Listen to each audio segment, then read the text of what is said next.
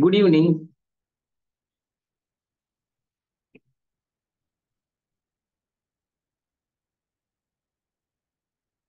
Just a second.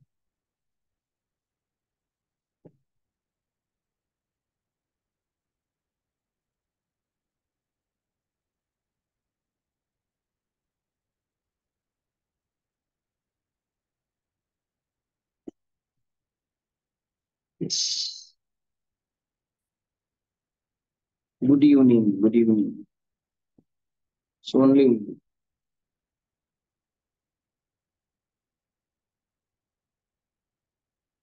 so in today's class, we will start this new topic, which is again another addition to your CA Foundation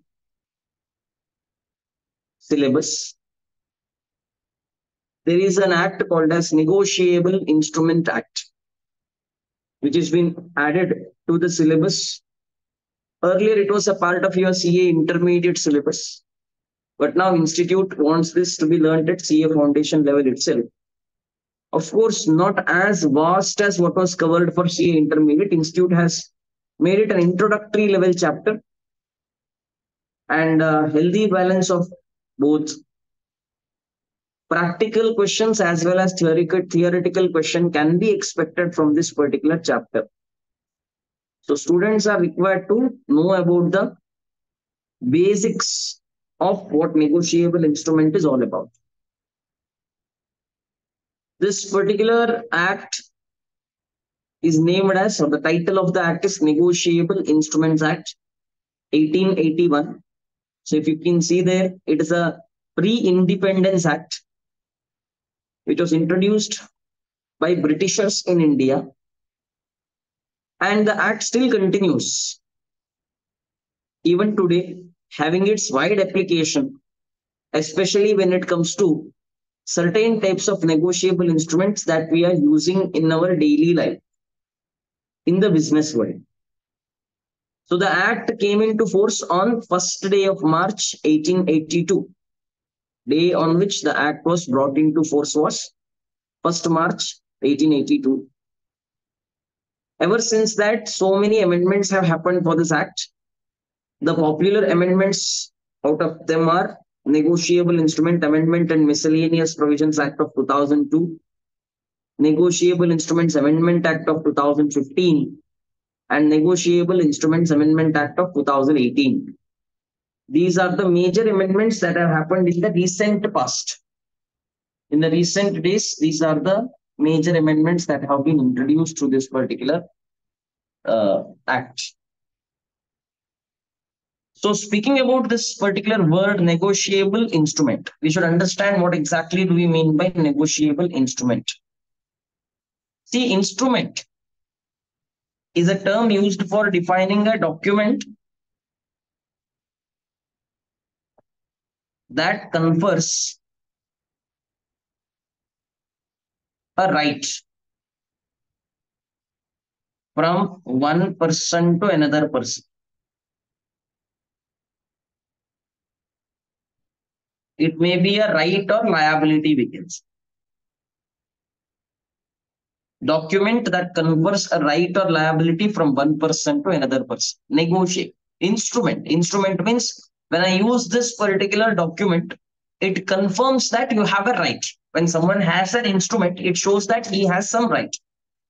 If I say share certificate,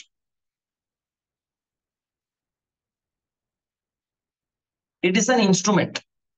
It shows that you are the owner of shares which are represented by those certificates. You are the owner of those shares which are represented by that certificate. So it is an instrument. So instrument actually gives you some type of right. Railway receipt we take. Railway receipt, once you have a railway receipt, when someone gives you the railway receipt, the implication is that the person holding the railway receipt has a right to collect the goods from the railway authorities. They have the right to collect the goods from the railway authority. That is why it is called as instrument. So when an instrument is given to one person by another person, what actually goes is the right that was associated with the previous holder. ಯಾರ ಕೈಯಲ್ಲಿ instrument ಇತ್ತು ಅವನ ಹತ್ರ ಇರುವ right forward ಆಗ್ತದೆ. ಮುಂದಿನ ಪರ್ಸನ್ಗೆ carry forward ಆಗ್ತದೆ. ಅದಕ್ಕೆ ನಾವೇನ್ ಹೇಳ್ತೇವೆ ಅಂತ ಹೇಳಿದ್ರೆ ಇನ್ಸ್ಟ್ರೂಮೆಂಟ್ ಅಂತ ಹೇಳ್ತೀವಿ. ಯಾವ ಡಾಕ್ಯುಮೆಂಟ್ ಮುಖಾಂತರ ನನ್ನ ಹತ್ರ ಇರುವ ರೈಟ್ ಅನ್ನು ಇನ್ನೊಬ್ಬರಿಗೆ ಟ್ರಾನ್ಸ್ಫರ್ ಮಾಡಬಹುದು, ಆ ಡಾಕ್ಯುಮೆಂಟ್ ಗೆ ನಾವು ಇನ್ಸ್ಟ್ರೂಮೆಂಟ್ ಅಂತ ಹೇಳ್ತೀವಿ. That document is called as instrument. ಈಗ ನೆಗೋಷಿಯೇಬಲ್ ಇನ್ಸ್ಟ್ರೂಮೆಂಟ್ ಅಂತ ಹೇಳಿದ್ರೆ ಒಬ್ಬರಿಂದ ಇನ್ನೊಬ್ಬರಿಗೆ ನಾನು ನೆಗೋಸಿಯೇಷನ್ ಮಾಡಿ, ನೆಗೋಸಿಯೇಷನ್ ಮೀನ್ಸ್ ಟ್ರಾನ್ಸ್ಫರಿಂಗ್. ನಾನು ತೆಗೆದು ಆ ಇನ್ಸ್ಟ್ರೂಮೆಂಟ್ ನಿಮ್ಮ ಕೈಗೆ ಕೊಡ್ತೇನೆ ಅಂತ ಆದ್ರೆ ನಿಮಗೆ ಆ ಪರ್ಟಿಕ್ಯುಲರ್ ಇನ್ಸ್ಟ್ರೂಮೆಂಟ್ ಅಲ್ಲಿ ರೈಟ್ ಬರ್ತದೆ ಅಂತ ಆದ್ರೆ ಅದಕ್ಕೆ ಏನ್ ಹೇಳ್ತೇವೆ ಅಂತ ಹೇಳಿದ್ರೆ negotiable instrument. ನೆಗೋಸಿಯೇಬಲ್ means negotiation, negotiation means transfer. ಒಬ್ಬರಿಂದ ಇನ್ನೊಬ್ಬರಿಗೆ ಒಂದು ಇನ್ಸ್ಟ್ರೂಮೆಂಟ್ ಅನ್ನು ಟ್ರಾನ್ಸ್ಫರ್ ಮಾಡಿದ ಕೂಡಲೇ ಅದರಲ್ಲಿರುವ ರೈಟ್ ಕೂಡ ಟ್ರಾನ್ಸ್ಫರ್ ಆಗ್ತದೆ ಅಂತ ಆದ್ರೆ, ಅದರಲ್ಲಿರುವ ಲಯಬಿಲಿಟಿ ಕೂಡ ಟ್ರಾನ್ಸ್ಫರ್ ಆಗ್ತದೆ ಅಂತ ಆದ್ರೆ ಅದಕ್ಕೆ negotiable instrument. V call it as negotiable instrument. An instrument which can be negotiated and thereby the right in that particular instrument can be transferred from one person to another person. Such an instrument is called as negotiable instrument. That instrument will be called as negotiable instrument. But negotiable instrument act doesn't have so much of wide coverage. ಇಷ್ಟು ದೊಡ್ಡ coverage ಅನ್ನು negotiable instrument act address ಮಾಡುವುದಿಲ್ಲ. Rather negotiable instrument act speaks about only 3 type of negotiable instruments. ಇಲ್ಲಿರೋದು ಖಾಲಿ 3 type of negotiable instruments.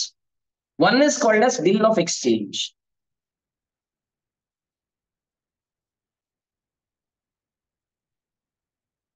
The other one is called as promissory note.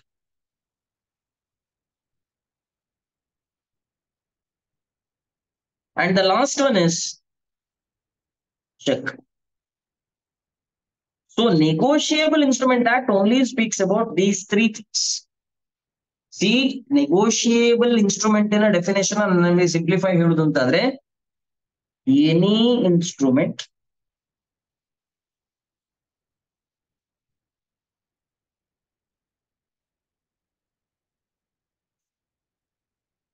the right in which can be transferred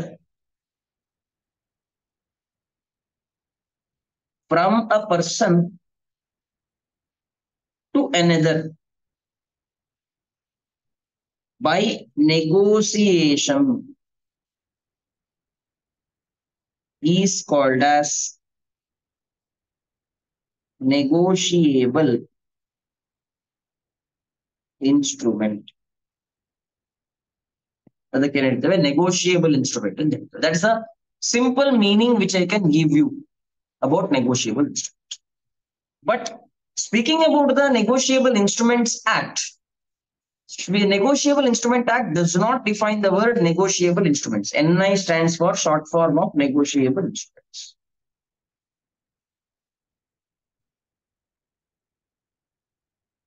Anymore, if we use the word NI, it means negotiable instruments. However, section 13 of negotiable instrument provides that only 3 type of instruments are covered under negotiable instruments. One is promissory note, one is bill of exchange, one is check. ಈ 3 instrument ಗಳನ್ನು ನಾವೇನ್ ಹೇಳ್ತೇವೆ ಅಂತ ಹೇಳಿದ್ರೆ negotiable instrument ಅಂತ ಹೇಳ್ತೇವೆ. ಈ 3 instruments ಗಳ ನೇಚರ್ ನೆಗೋಷಿಯೇಬಲ್ ಇರ್ತದೆ. ಒಬ್ಬರಿಂದ ಇನ್ನೊಬ್ಬರಿಗೆ ಅದರಲ್ಲಿರುವ ರೈಟ್ ಅನ್ನು ನಾವು ಟ್ರಾನ್ಸ್ಫರ್ ಮಾಡ್ಲಿಕ್ಕೆ ಆಗ್ತದೆ. Such a instrument is called as negotiable instrument.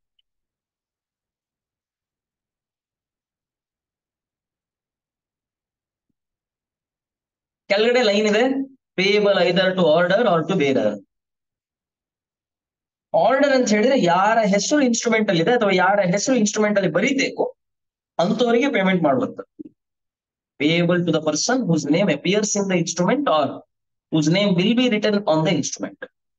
Bearer means person who bears the instrument will get the right to receive the payment. Such an instrument is called as bearer instrument. So order instrument means payable to order, means payable as per the direction. Your order means direction.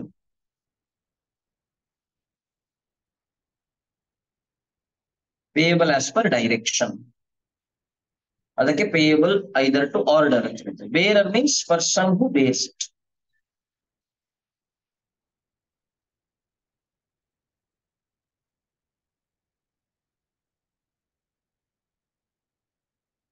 ಅದಕ್ಕೆ bearer instrument ಅಂತ.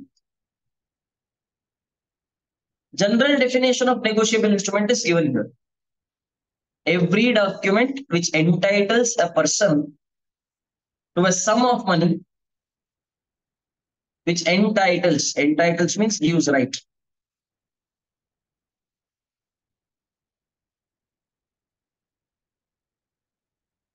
Every document which gives right.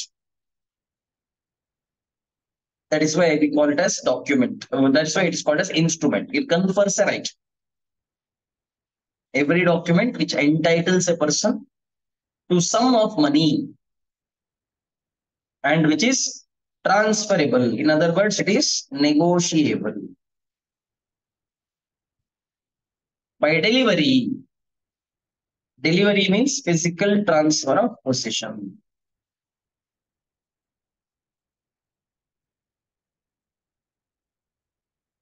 Physically transferring the possession from one person to another person is called as delivery. Or by endorsement and delivery. Endorsement means writing the other person's name, signing it and giving it to him. That is called as endorsing. Endorsing means signing. Signing the instrument and delivering it to him. Such an instrument is called as negotiable instrument. Now, this is not, it is not there in the act. It is a general view which we take up for the meaning of the word negotiable instrument.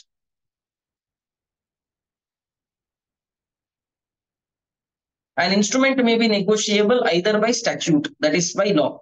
Law means Negotiable Instrument Act, or by usage. Usage means things that are used by persons. By statute, there are three things which are recognized as negotiable instrument. One is called as promissory note, the other one is called as bill of exchange, the third one is called as check. Promissory note, bill of exchange, check. These three are negotiable instruments by statute. That is Negotiable Instrument Act recognizes these three things as negotiable instruments. On the other hand, usage. Usage means custom.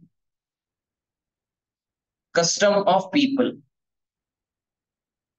Because of the practice of people. ಜನರು use ಮಾಡೋದ್ರಿಂದಾಗಿ ಇದಿಷ್ಟು ಕೂಡ negotiable instrument ಅಂತ ಆಗ್ತದೆ. ಯಾವುದು ಹುಂಡೀಸ್, ಇದು locally use negotiable instruments. ಅಥವಾ ಬೇರೆ debentures, company ಎಲ್ಲಿಯಾದ್ರೂ ಬೇರೆ ಡಿಬೆಂಚರ್ ಇಶ್ಯೂ ಮಾಡ್ತದೆ ಅಂತ ಆದ್ರೆ ಯಾರ ಕೈಯಲ್ಲಿ ಬೇರೆ ಡಿಬೆಂಚರ್ ನ ಸರ್ಟಿಫಿಕೇಟ್ ಇರ್ತದೋ ಅವನಿಗೆ ಕಂಪನಿ ರೀಪೇಮೆಂಟ್ ಮಾಡಬೇಕು. ದಟ್ ಇಸ್ ಬೇರೆ debenture. Share warrants, person who holds this warrants will get the right to collect the shares of the company. Dividend warrant, person who holds this instrument will get the right to receive the dividend from the company. Delivery orders. ಈಗ ನಿಮ್ಮ ಕೈಯಲ್ಲಿ delivery order ಇದೆ ಅಂತ you are eligible to collect the delivery. Railway receipt ಕೂಡ ಅದೇ ತರ. If you hold the railway receipt and show it to the railway authorities, you get the eligibility to collect the goods that are sent through railways. Railways ಅಲ್ಲಿ ಕಳಿಸಿದ goods ಅನ್ನು receive ಮಾಡುವ right ನಿಮ್ಮ ಹತ್ರ ಇರ್ತದೆ. ಅದಕ್ಕೆ ರೈಲ್ವೆ ರಿಸಿಟ್ ಅಂತ ಹೇಳಿ. ಯೂಸೇಜ್ ಇಂದಾಗಿ ಇದಿಷ್ಟು ಕೂಡ ಏನಾಗ್ತದೆ ಅಂತ ಹೇಳಿದ್ರೆ these are considered as negotiable instruments. ಆದ್ರೆ ನಾವು ನೆಗೋಷಿಯಬಲ್ ಇನ್ಸ್ಟ್ರೂಮೆಂಟ್ಸ್ ಅಂತ ಹೇಳಿ ಆಕ್ಟ್ ಪರವಾಗಿ ಕವರ್ ಮಾಡುವಂಥದ್ದು only three: promissory note, bill of exchange and cheque. We cover these three things as negotiable instruments. These three things are covered as negotiable instruments. I'll come to this order instrument, bearer instruments a little bit later. Now let us try to understand what are the essential characteristics of negotiable instruments. ಇಲ್ಲಿ endorsement ಅದೆಲ್ಲ ಇದೆ, ಅದನ್ನೆಲ್ಲ ನಾನು ಮತ್ತೆ cover ಮಾಡ್ತೇನೆ. Everything will be covered later. Now let us go to essential characteristics of negotiable instrument. First and foremost thing is, see, negotiable instrument ಅಂತ ಹೇಳಿದ ಕೂಡಲೇ ಅದರಲ್ಲಿರುವ ಆ ರೈಟ್ ಏನಿದೆ, ಆ ರೈಟ್ ಟು ರಿಸೀವ್ ಮನಿ ಇದೆಯಲ್ಲ.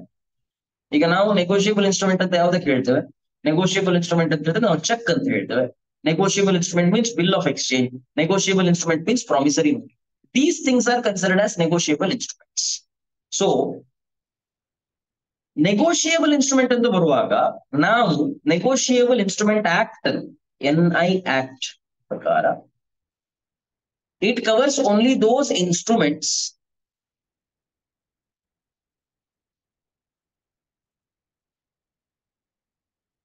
which confer right to receive money.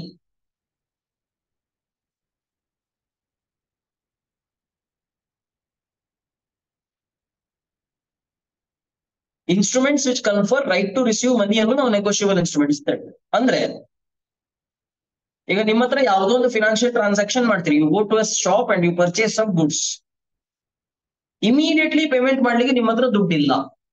So ಆ ಮೂಮೆಂಟ್ಗೆ ನೀವೇನ್ ಮಾಡ್ತೀರಿ ಅಂತ ಹೇಳಿದ್ರೆ, you will issue a cheque. ಈ ಚೆಕ್ ಇಶ್ಯೂ ಮಾಡಿದ ಕೂಡ ಏನಾಗ್ತದೆ ಅಂತ ಹೇಳಿದ್ರೆ, ನೀವು ಯಾರಿಗೆ ಚೆಕ್ ಕೊಡ್ತೀರಿ, he will get a right to receive that money. Of course there is a procedure for it, ಅದಕ್ಕೊಂದು ಪ್ರೊಸೀಜರ್ ಇದೆ. ಆ ಪ್ರೊಸೀಜರ್ ಪ್ರಕಾರ ಅವ ಹೋಗಿ ಅದರಲ್ಲಿ ಬರೆದ ಅಮೌಂಟ್ ಅನ್ನು ಕ್ಲೈಮ್ ಮಾಡ್ಲಿಕ್ಕೆ, ಅದಕ್ಕೆ ನೆಗೋಷಿಯಬಲ್ ಇನ್ಸ್ಟ್ರೂಮೆಂಟ್ ಅಂತ.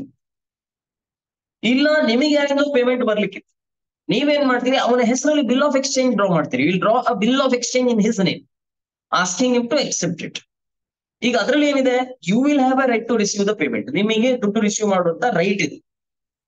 ಆ ಇನ್ಸ್ಟ್ರೂಮೆಂಟ್ ನಾವೇನ್ ಅಂತ ಹೇಳ್ತಿದ್ರೆ ನೆಗೋಷಿಯಬಲ್ ಇನ್ಸ್ಟ್ರೂಮೆಂಟ್ ಅಂತ ಹೇಳ್ತೀವಿ. ಇಲ್ಲಿ ಬೇರೆ ಬೇರೆ ಎಕ್ಸಾಂಪಲ್ಸ್ ಫಾರ್ಮಲ್ ನಾವು ಹೇಳ್ಬೇಕು ಅಂತಂದ್ರೆ, 3 ಟೈಪ್ಸ್ ಆಫ್ ನೆಗೋಷಿಯಬಲ್ ಇನ್ಸ್ಟ್ರೂಮೆಂಟ್ ಇದೆ. ಒಂದರಲ್ಲಿ ಪ್ರಾಮಿಸರಿ ನೋಟ್ ಅಂತ ಹೇಳ್ತೇವೆ, ಮತ್ತೊಂದಕ್ಕೆ ಬಿಲ್ ಆಫ್ ಎಕ್ಸ್ಚೇಂಜ್ ಅಂತ ಹೇಳ್ತೇವೆ, another one is called as check. This is the basic idea of negotiable instruments. ಇನ್ನು ಕೂಡ ನಾವು ಬೇರೆ ಬೇರೆ ಡಾಟ್ಸ್ ಗಳನ್ನು connect ಮಾಡ್ಬೇಕಷ್ಟೇ.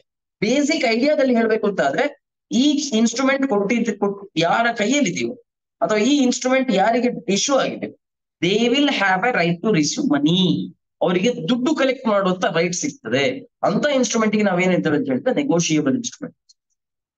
Please give me a confirmation if you are clear with this basic concept of negotiable instrument. ಇದರಲ್ಲಿ promissory note ಏನಂತ ಹೇಳಿದ್ರು, bill of exchange ಅಂತ ಹೇಳಿದ್ರೇನು, ಇದ್ರ ಬಗ್ಗೆ ಇಂಡಿವಿಜುವಲ್ ಡಿಸ್ಕಷನ್ಸ್ ಗಳು ಆಗ್ಲಿಕ್ಕಿವೆ. But for now please give me a confirmation if you are clear with the basic idea of what exactly the negotiable instrument is all about. Is it clear? So Nishita says she is clear with this. Others, please give me a response in the chat box so that I will make out whether you have understood the concept or not. Yes, my dear. So one student says she has understood it. Others, Disha says she is clear with it. Anyone else who is not clear? So this is the basic idea behind the concept of negotiable instruments. Pranjal says she has understood. Very nice. Yes. Let us continue the further part. Now, essential characteristics. To call an instrument as negotiable instruments, there are certain mandatory conditions which must be fulfilled by the instrument. Our instrument in these 2 conditions fulfill ಮಾಡಲೇಬೇಕು.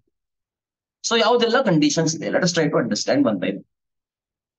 ಇನ್ writing, see oral cheque issue ಮಾಡ್ಲಿಕ್ಕೆ ಆಗುದಿಲ್ಲ, ಅಥವಾ oral bill of exchange issue ಮಾಡ್ಲಿಕ್ಕೆ ಆಗುದಿಲ್ಲ, oral promissory note issue ಮಾಡ್ಲಿಕ್ಕೆ ಆಗುದಿಲ್ಲ. ನೀವು ಎಷ್ಟೇ ಪ್ರಾಮಿಸ್ ಅಂತ ಹೇಳಿದ್ರು ಕೂಡ ಅದಕ್ಕೆ ಪ್ರೂಫ್ ಬೇಕು ಅಂತಂದ್ರೆ it must B in writing. So first and foremost condition is it must B in writing. Writing ಅಂತ ಹೇಳಿದ್ರೆ ಕೈಯಲ್ಲೇ ಬರೆದಿರ್ಬೇಕು ಅಂತ ಇಲ್ಲ, ಯಾವ್ದು ಫಾರ್ಮ್ ಆಫ್ ರೈಟಿಂಗ್ ನಡೀತು, but it should B in return format only. Negotiable instrument ಅಂತ ಆಗ್ಬೇಕಾದ್ರೆ it should be in written format. ಹಾಗಾಗಿ oral negotiable instrument is not valid. Oral negotiable instrument is not valid. Second one is negotiable instrument valid ಆಗಬೇಕು ಅಂತ ಆದ್ರೆ it must be signed. negotiable instrument ನ ಮೇಲೆ sign ಇರಬೇಕು. signed by maker. ಯಾರು ಆ particular instrument ಮಾಡ್ತಿದಾರೋ ಅವರು ಆ ಇನ್ಸ್ಟ್ರೂಮೆಂಟಿನ ಮೇಲೆ ಸೈನ್ ಮಾಡಿರ್ಬೇಕು. ಅದು ಪ್ರಾಮಿಸರಿ ನೋಟೇ ಇರ್ಲಿ, ಬಿಲ್ ಆಫ್ ಎಕ್ಸ್ಚೇಂಜ್ ಇರ್ಲಿ, ಚೆಕ್ ಇರ್ಲಿ, ಯಾರು ಆ ಇನ್ಸ್ಟ್ರೂಮೆಂಟ್ ಅನ್ನು ಡ್ರಾ ಮಾಡ್ತಿದಾರೋ they must sign it. That is why it is called signed by maker. Third condition is freely transferable from one person to another person. ಒಬ್ಬ person ಇಂದ ಇನ್ನೊಬ್ಬ ಪರ್ಸನ್ಗೆ ಅದು ಫ್ರೀಲಿ ಟ್ರಾನ್ಸ್ಫರೇಬಲ್ ಇರಬೇಕು. ಅಂದ್ರೆ ಅದರಲ್ಲಿ ಯಾವುದೇ ಕಂಡೀಷನ್ಸ್ ಅಟ್ಯಾಚ್ ಇರಬಾರ್ದು. ಅದು ಒಬ್ಬರಿಂದ ಇನ್ನೊಬ್ಬರಿಗೆ ಟ್ರಾನ್ಸ್ಫರ್ ಆಗ್ತಾ ಹೋಗುವ ಹಾಗಿರಬೇಕು. ಒಬ್ಬರ ಕೈಯಿಂದ ಇನ್ನೊಬ್ಬರ ಕೈಗೆ ಈಸಿಲಿ ಟ್ರಾನ್ಸ್ಫರೇಬಲ್ ಆಗಿರಬೇಕು. That is one of the nature of negotiable instruments. Law always assumes that. Law ಏನ್ ಮಾಡ್ತದೆ, ಒಂದು ಅಸಂಪ್ಷನ್ ತೆಗೊಳ್ತದೆ. Holder means person who is holding the instrument. person holding the instrument.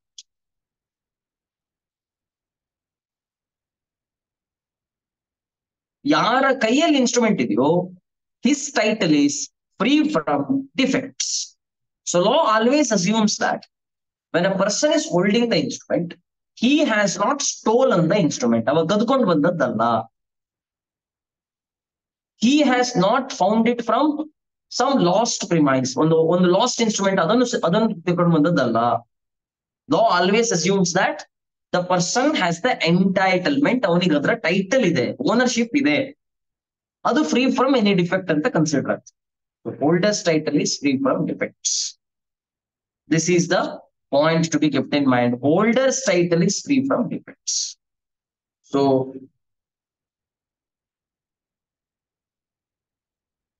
title means your ownership.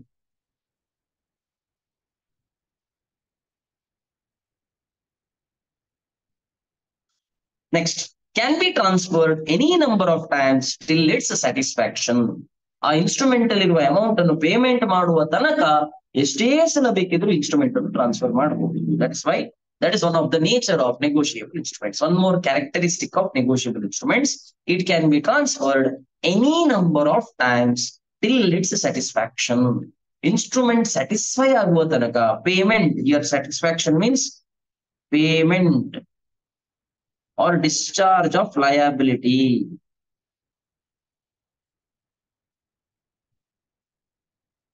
Payment or discharge of liability, ಅದಕ್ಕೆ satisfaction ಅಂತ ಹೇಳ್ತೇವೆ. ಅಲ್ಲಿ ತನಕವೂ ಕೂಡ instrument ಅನ್ನು ಒಬ್ಬರ ಕೈಯಿಂದ ಇನ್ನೊಬ್ಬರ ಕೈಗೆ ಟ್ರಾನ್ಸ್ಫರ್ ಮಾಡುವ ಹಾಗಿರಬೇಕು. So that is one more thing, it can be transferred any number of times till its satisfaction. See promissory note or bill of exchange, either it contains promise to pay or it contains order to pay. Order means direction to pay. Both of them must be unconditional. ಯಾವುದೇ ರೀತಿಯ conditions attach ಆಗಿರಬಾರದು. ಅಂದ್ರೆ ಇಂಥ activity ಆದ್ರೆ ಮಾತ್ರ payment ಮಾಡ್ತೇವೆ, ಇಂಥ circumstances ಅಲ್ಲಿ ಆದ್ರೆ ಮಾತ್ರ ಪೇಮೆಂಟ್ ಮಾಡ್ತೇವೆ, ಹಾಗೆ ಯಾವುದೇ ಕಂಡೀಷನ್ಸ್ ಗಳು ಇರುವ ಹಾಗಿಲ್ಲ. If you make any conditional promise, if you make any conditional order, it will be considered as invalid instrument. ಅದು ಇನ್ವ್ಯಾಲಿಡ್ ಆಗ್ತದೆ. ಯಾಕೆಂತ ಹೇಳಿದ್ರೆ one of the essential characteristic is it must be unconditional. ಯಾವುದೇ conditions ಇರುವ ಹಾಗಿಲ್ಲ. Unconditional promise or order to pay sum of money only, ದುಡ್ಡೇ payment ಮಾಡುವ ಹಾಗಿರಬೇಕು.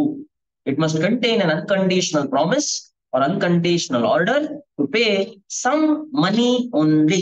ದುಡ್ಡು ಮಾತ್ರ, nothing else.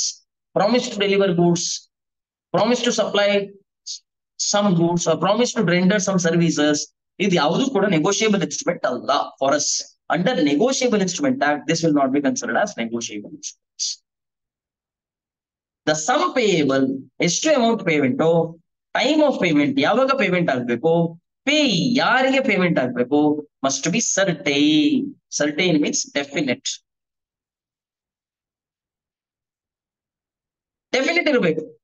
Some payable, you cannot write such sum of money as may be due, ಹಾಗೆ ಬರೆಯುವ ಹಾಗಿಲ್ಲ. ಕ್ಲಿಯರ್ ಎಷ್ಟು ಅಮೌಂಟ್ ಅಂತ ಹೇಳಿ ಡೆಫಿನೆಟ್ ಆಗಿ ಬರೀಬೇಕು. Amount should be clear, certain. ಯಾವಾಗ ಪೇಮೆಂಟ್ ಆಗ್ಬೇಕು, whenever I wish to pay ಅಂತ ಬರೀಲಿಕ್ಕಿಲ್ಲ. ಒಂದು ಸ್ಪೆಸಿಫಿಕ್ ಟೈಮ್ ಕೊಟ್ಟು ಇದೇ ಟೈಮಿಗೆ ನಾವು ಪೇಮೆಂಟ್ ಮಾಡ್ತೇವೆ ಅಂತ ಬರೆದಿರ್ಬೇಕು. So time of payment must be certain. And last one is pay, ಯಾರಿಗೆ ಪೇಮೆಂಟ್ ಆಗ್ಬೇಕು ಅದು ಕೂಡ ಸರ್ಟೈನ್ ಇರಬೇಕು. Name of pay must also be certain. Name of pay must also be certain. And last one is whenever a person makes a negotiable instrument, if he keeps it for himself, it has no validity. ನೀವೇ check ಬರೆದು ನಿಮ್ಮ ಹತ್ರವೇ ಇಟ್ಕೊಂಡ್ರೆ ಅದಕ್ಕೆ validity ಇಲ್ಲ. The check must be given to the other person for making it valid. So delivery is must. Delivery means physical transfer of possession. Physical transfer of possession is must. ಒಬ್ಬರ ಕೈಯಿಂದ ಇನ್ನೊಬ್ಬರ ಕೈಗೆ ಫಿಸಿಕಲಿ ಇನ್ಸ್ಟ್ರೂಮೆಂಟ್ ಟ್ರಾನ್ಸ್ಫರ್ ಆಗಿರಬೇಕು. So these are the conditions are essential characteristics of negotiable instruments. ಇದಿಷ್ಟು characteristics ಗಳು satisfy ಆದ್ರೆ ಮಾತ್ರ negotiable instrument valid ಆಗ್ತದೆ. Otherwise negotiable instrument will not be considered as valid. So one by one, if we have to repeat, negotiable instruments must be in writing, it must be signed by maker, must be freely transferable from one person to another person. Holder's title is free from defects. can be transferred any number of times till its satisfaction, can contain an unconditional promise or order, pay some money only. Some payable, time of payment, payee must be certain, delivery is must. Delivery ಆಗಲೇಬೇಕು. Without delivery, the negotiable instrument is not valid. So these are the essential characteristics of a negotiable instrument. Negotiable instrument ನ essential characteristics, ಇರಲೇಬೇಕಾದಂತ characteristics.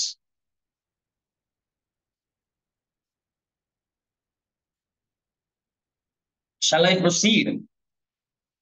Please give me a confirmation if you can proceed.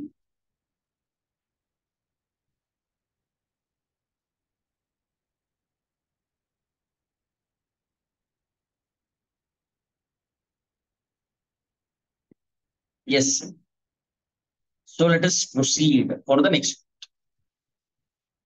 Next, let us see one by one promissory note, types of promissory note. Sorry, one by one types of negotiable instruments. More types of negotiable instrument ಇದೆ. Promissory note, bill of exchange, and check. So we have to see one by one. So sample promissory note, let us see first. Sample promissory note. Amount ಇದೆ rupees 10,000. Place ಇದೆ Lucknow. Date ಇದೆ April 10, 2022. Next, 3 months after date. ಈ date ಇಂದ 3 ತಿಂಗಳ ನಂತರ.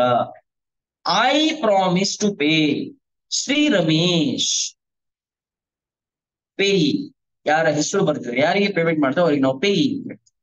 R to his order ಅಂದ್ರೆ ಅವ್ರು ಯಾರಿಗೆ ಇನ್ಸ್ಟ್ರಕ್ಷನ್ ಕೊಡ್ತಾರೋ ಅವರಿಗೆ. Sum of rupees 10,000 only for value receive. ಅವನಿಂದ ನನಗೆ ಎಷ್ಟು ವ್ಯಾಲ್ಯೂ ಬಂದಿದೆಯೋ ಅದಕ್ಕೆ ಇಕ್ವಲೆಂಟ್ ಆಗಿ 10,000 ರೂಪಾಯಿ ನಾನು ಅವನಿಗೆ ಪೇಮೆಂಟ್ ಮಾಡ್ತೇನೆ. ಯಾವಾಗ? 3 months ಆಫ್ಟರ್ ಡೇಟ್. ಈ 10th April ನಂತರ 3 ತಿಂಗಳಾದ್ಮೇಲೆ ನಾನು ಅವನಿಗೆ 10,000 ರೂಪಾಯಿ ಪೇಮೆಂಟ್ ಮಾಡ್ತೇನೆ. So this is what is called as promissory note. There is a promise. Ram is making the promise to Ramesh.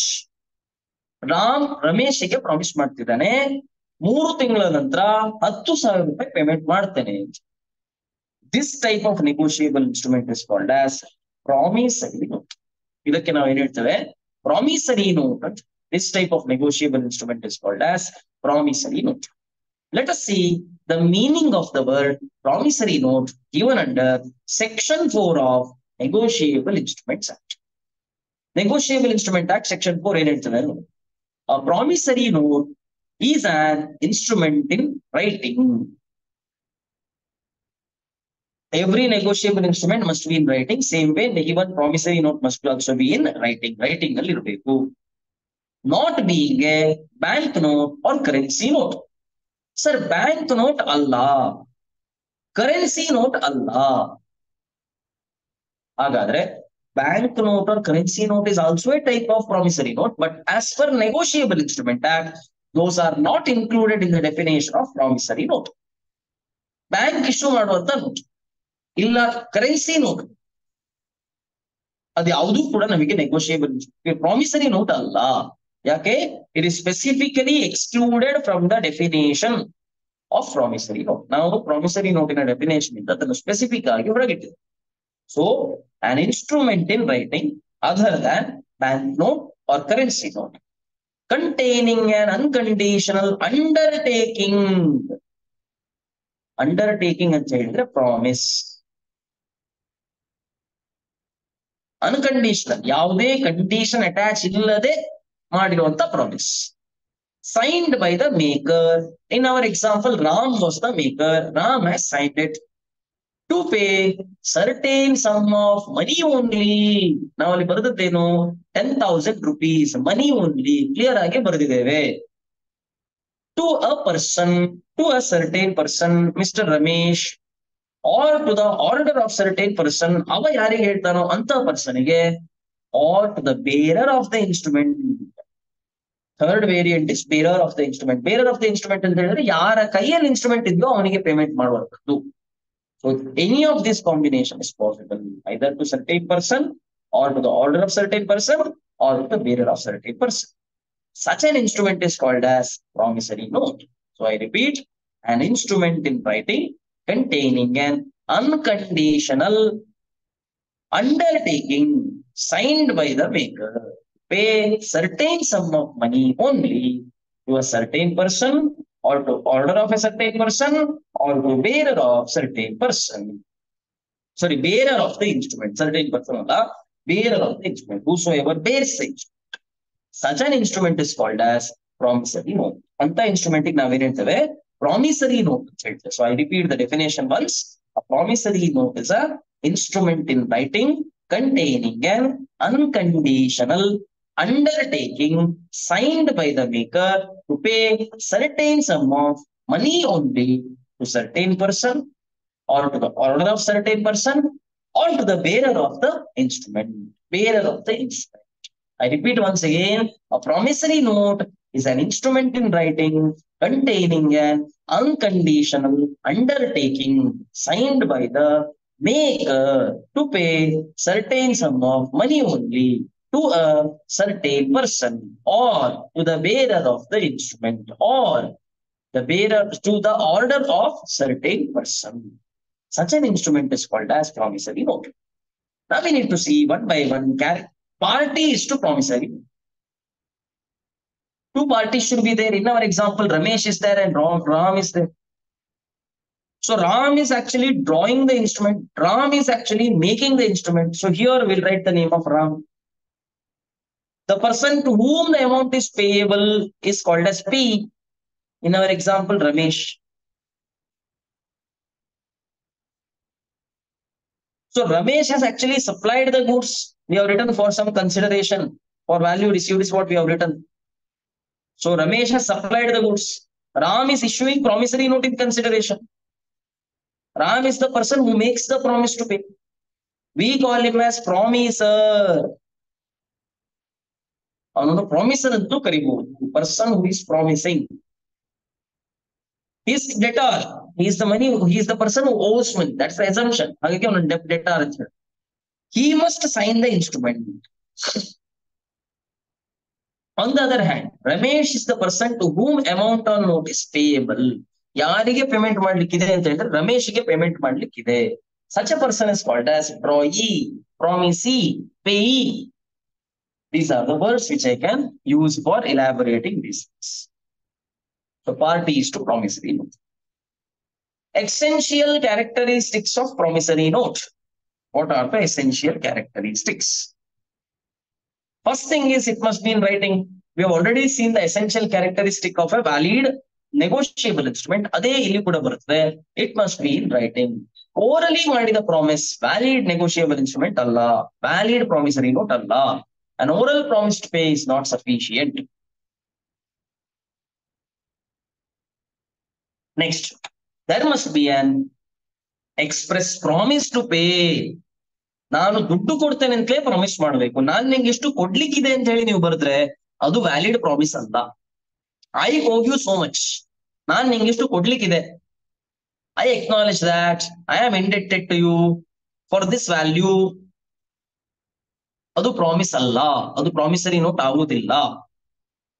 ಆದ್ರೆ ನಾನು ಅದನ್ನು ಪೇಮೆಂಟ್ ಮಾಡ್ತೇನೆ ಅಂತ ಹೇಳಿ ಪ್ರಾಮಿಸ್ ಮಾಡಿದ್ರೆ ಆಗ ಅದು ವ್ಯಾಲಿಡ್ ಪ್ರಾಮಿಸರಿ ನೋಟ್ ಆಗ್ತದೆ. In that situation, it will become a valid promissory note. So, acknowledgement of debt is not a valid promissory note. Acknowledgement, where I say, ನಾನು ನಿಂಗೆ ಇಷ್ಟು ಕೊಡ್ಲಿಕ್ಕಿದೆ ಅಂತ ಸುಮ್ಮನೆ ಹೇಳಿದ್ರೆ ಅದು ವ್ಯಾಲಿಡ್ ಪ್ರಾಮಿಸರಿ ನೋಟ್ ಆಗುದಿಲ್ಲ.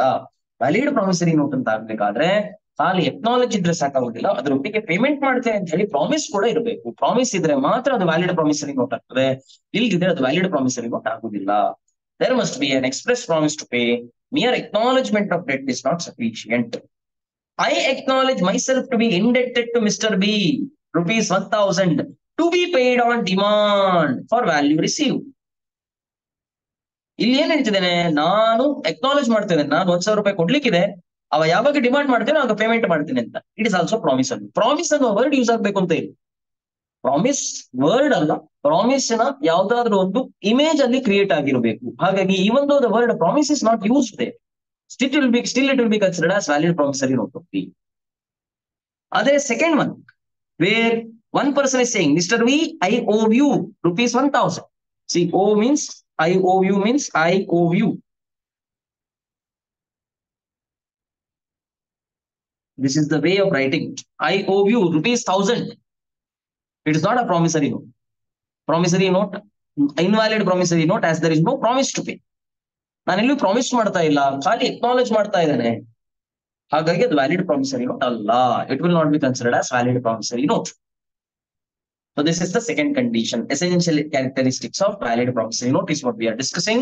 Second point is discussed. Third point, it must be definite and unconditional. Definite ಇರಬೇಕು, ಆದ್ರೆ ಯಾವುದೇ ಕಂಡೀಷನ್ ಅಟ್ಯಾಚ್ ಆಗಿರಬಾರ್ದು. I promise to pay B rupees 500 7 days after my marriage with C. ನಾನು ಸಿ ಅನ್ನು ಮದುವೆ ಆಗಿ 7 ದಿನ ಆದ್ಮೇಲೆ ನಾನು ನಿಂಗೆ 500 ರೂಪಾಯಿ ಕೊಡ್ತೇನೆ. See this becomes conditional because it is dependent on a particular event. ಹಾಗಾಗಿ ಇದು ಇನ್ವ್ಯಾಲಿಡ್ ಪ್ರಾಮಿಸರಿ ಆಗ್ತದೆ. ಆದ್ರೆ for example, if I make like this, come to example number 5. Sorry, come to example number 6. I promise to pay B rupees 500 on D's death. D ಸತ್ತ ಮೇಲೆ B ಗೆ 500 ರೂಪಾಯಿ ಕೊಡ್ತೇನೆ ಅಂತ ಹೇಳಿದ್ರೆ ಇದು ವ್ಯಾಲಿಡ್ ಪ್ರಾಮಿಸರಿ ನೋಟ್ ಆಗ್ತದೆ. Now you may ask, sir, isn't it a condition? ಅವ ಸತ್ರೆ ಪೇಮೆಂಟ್ ಮಾಡ್ತೇನೆ ಅಂತೇಳಿ ನಾನು ಹೇಳ್ತಾ ಇದ್ದೇನೆ, ಹಾಗಾಗಿ ಅದು ಕಂಡೀಷನಲ್ ಅಲ್ವಾ? ಲಾ ಒಂದು assumption ಮಾಡ್ತದೆ. Law makes an assumption.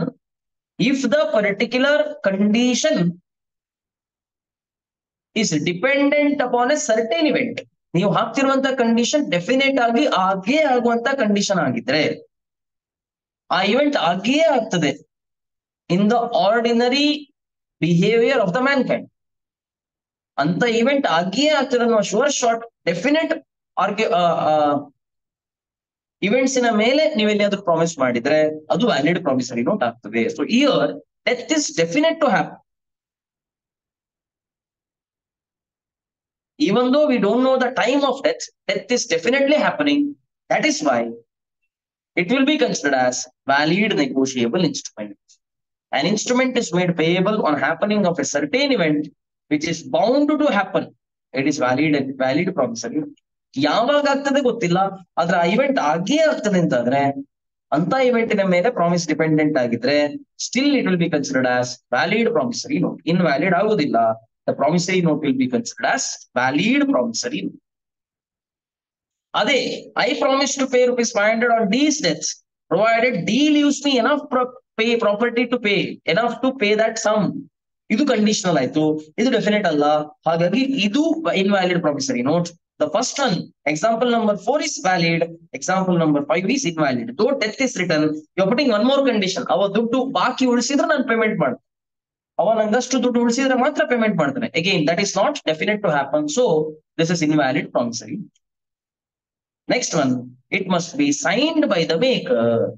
ಯಾರು ಪ್ರಾಮಿಸ್ ಮಾಡ್ತಿದ್ದಾನೆ ಅವ ಆ ಇನ್ಸ್ಟ್ರೂಮೆಂಟ್ ಅನ್ನು ಸೈನ್ ಮಾಡಿರ್ಬೇಕು. The person who is making the instrument must sign it. Promisor must sign it. ನಾನ್ ಪ್ರಾಮಿಸ್ ಮಾಡ್ತಿರೋದು, ನಾನ್ ಸೈನ್ ಮಾಡ್ಬೇಕು. ಇನ್ನೊಂದು example, Ram has promised, so Ram has to sign it. I promise to pay B is 500 and to deliver him my black horse. ಇದು ಆಗುದಿಲ್ಲ. ಯಾಕೆ? It should be to pay money only. Promise must be to pay money only. ದುಡ್ಡಿಗೆ promise ಇದ್ರೆ ಮಾತ್ರ ಒಂದು promissory note. ಇಲ್ಲಿ promise for 500 rupees plus black horse ಅಂತ ಹೇಳ್ತಾ ಇದ್ರೆ, ಹಾಗಾಗಿ ಇದು ಇನ್ವ್ಯಾಲಿಡ್ ಆಗ್ತದೆ. I promise to pay B in 30 share and 20 bonds of a company. 30 share ಕೊಡ್ತಾನೆ, 20 ಬಾಂಡ್ ಕೊಡ್ತಾನೆ ಅಂತ ಅದು ಇನ್ವ್ಯಾಲಿಡ್. ಅದು ವ್ಯಾಲಿಡ್ ಪ್ರಾಮಿಸರಿ ನೋಟ್ ಅಲ್ಲ. ಯಾಕೆ? ಮನಿ ಇಲ್ಲ ಅಲ್ಲಿ. So what is important? Money considered. Money, paying in money is important. Further, promise to pay money should be a certain sum.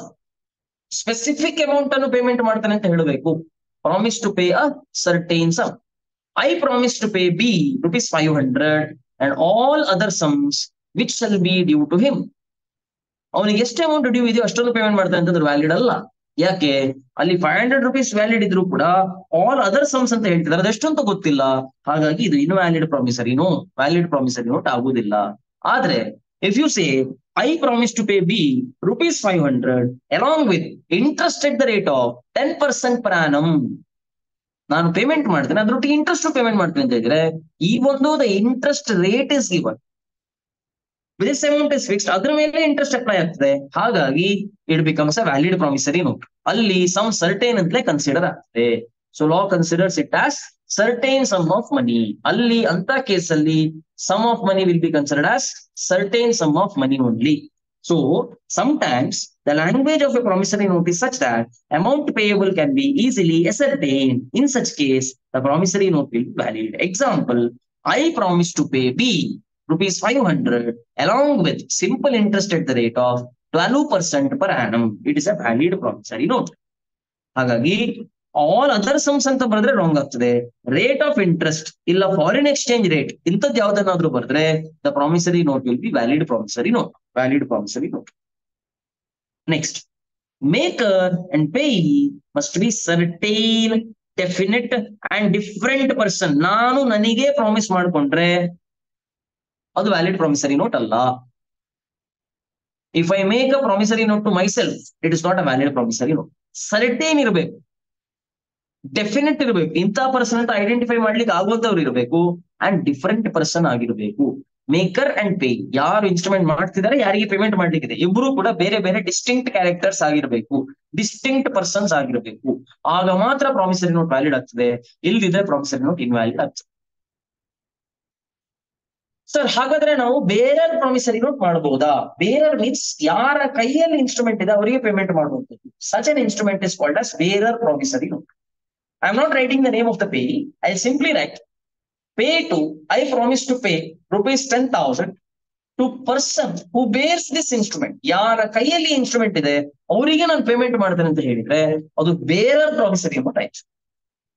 C, bearer promissory note ಅನ್ನು issue ಮಾಡಬಾರದು ಅಂತ ಹೇಳಿ reserve bank of India ಹೇಳ್ತದೆ. According to reserve bank of India, bearer promissory note can not be made at all by a normal person. ಅದನ್ನು ಮಾಡುವ power ಐದರ್ RBI ಗಿದೆ, ಇಲ್ಲದಿದ್ರೆ central government ಗಿದೆ. ಹಾಗಾಗಿ ಬೇರರ್ ಪ್ರಾಮಿಸರಿ ನೋಟ್ ಯಾಕೆ ಸರ್ ಇದು? Normally bearer promissory note is nothing but your currency notes, ನಿಮ್ಮ currency notes.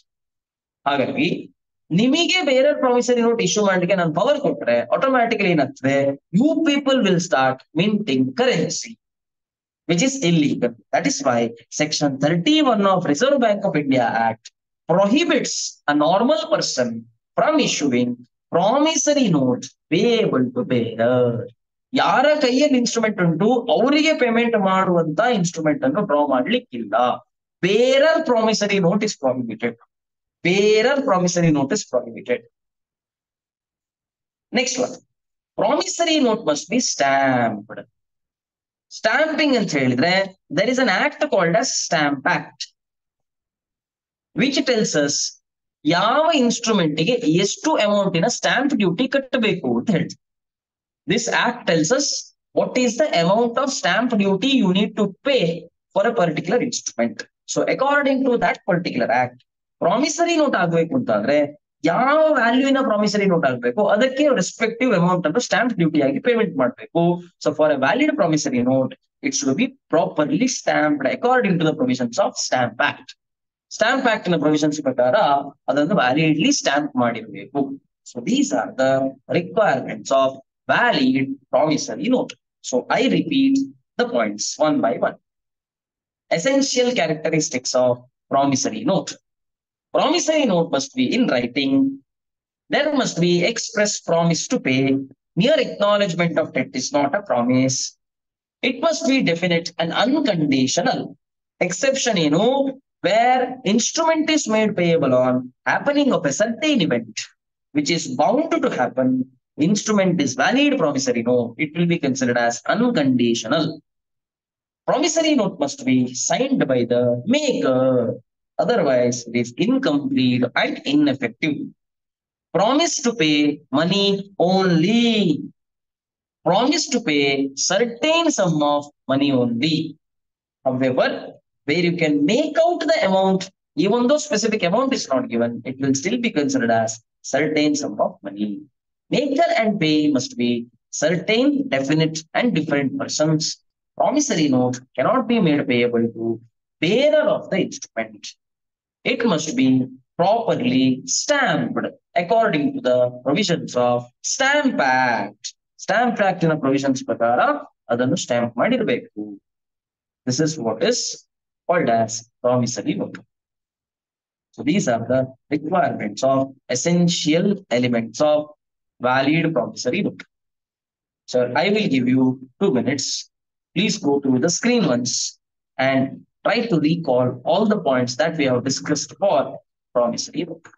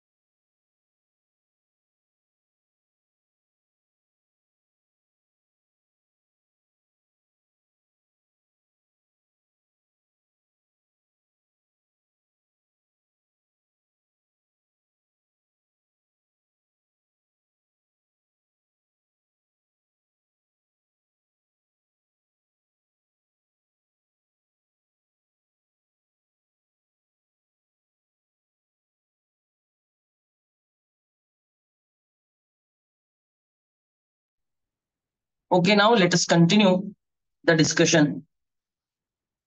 Next type of negotiable instrument is bill of exchange. Section 5 of Negotiable Instrument Act defines what do we mean by bill of exchange? What is the meaning of bill of exchange? Now we said Promissory note means when one person owes money to another person, when he makes a promise to other person to pay a certain sum of money, it will be called as promissory note. On the other hand, when someone has to receive money from another person, when I have to receive money from you, instead of you giving me a letter called as promissory note, I will draw a letter on you. I will draw an instrument on you in which I say, pay me or pay to someone else whom I say a sum of certain rupees after certain period of time.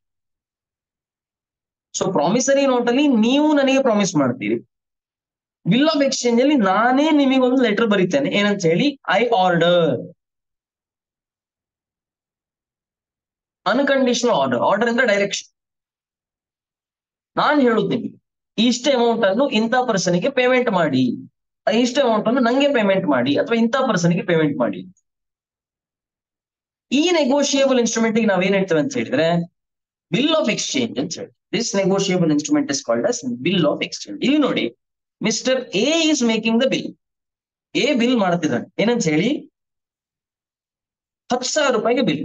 He says 4 months after date. ಇಲ್ಲೊಂದು date ಕೊಟ್ಟಿದ್ದಾರೆ, ಈ date ಆಗಿ 4 ತಿಂಗಳ ನಂತರ pay mister B. See here you can say pay me ಅಥವಾ pay mister B, anything is fine. Pay me, ನನಗೆ payment ಮಾಡು ಅಂತ ಹೇಳುದು, ಇಲ್ಲ ಯಾರಿಗೋ ಬೇರೆಯವರಿಗೆ ಪೇಮೆಂಟ್ ಮಾಡು ಅಂತ ಹೇಳಿ. Pay mister B a sum of rupees 10,000 for value received. 10,000 ರೂಪಾಯಿ ಪೇಮೆಂಟ್ ಮಾಡು. ಯಾರಿಗೆ? ಸಿ ಗೆ ಹೇಳ್ತಾ ಇರೋದು. A is telling C to pay mister B. A signs it. Maker has to sign, so A signs it. This instrument is called as bill of exchange. ಇದಕ್ಕೆ ನಾವು ಏನ್ ಹೇಳ್ತೇವೆ ಅಂತ ಹೇಳಿದ್ರೆ ಬಿಲ್ ಆಫ್ ಎಕ್ಸ್ಚೇಂಜ್ ಅಂತ ಹೇಳ್ತೇವೆ.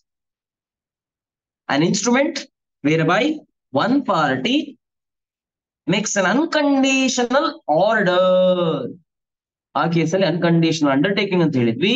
ಈಗ ನಾವೇನ್ ಹೇಳ್ತಿರೋದು unconditional order to pay certain sum of money either to himself or to his order or to the bearer of the instrument. A bill of exchange is an instrument in writing containing an unconditional order signed by the maker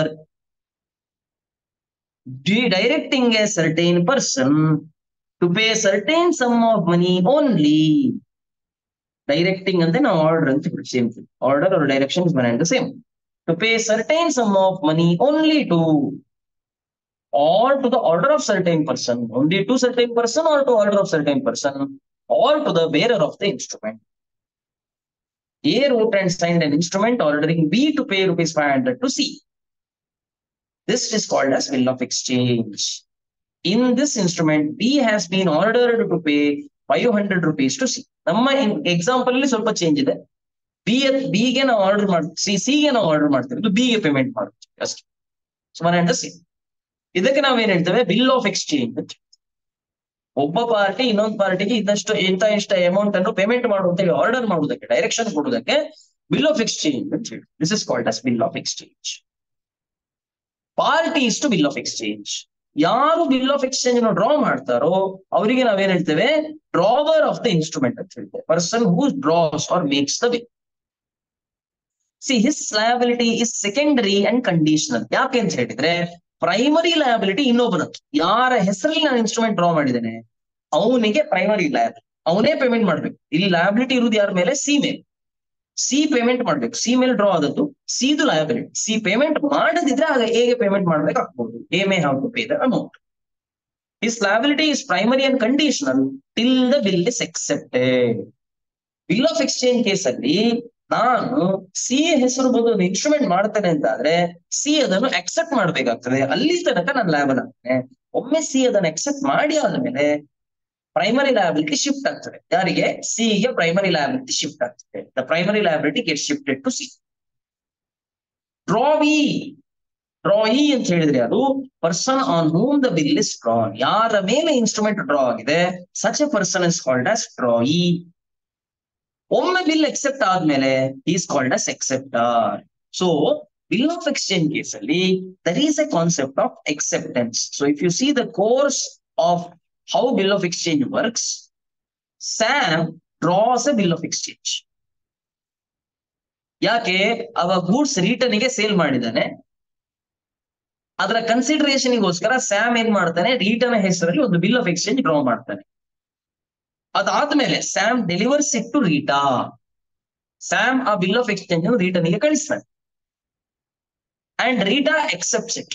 ಆ bill of exchange accept ಮಾಡ್ತಾನೆ.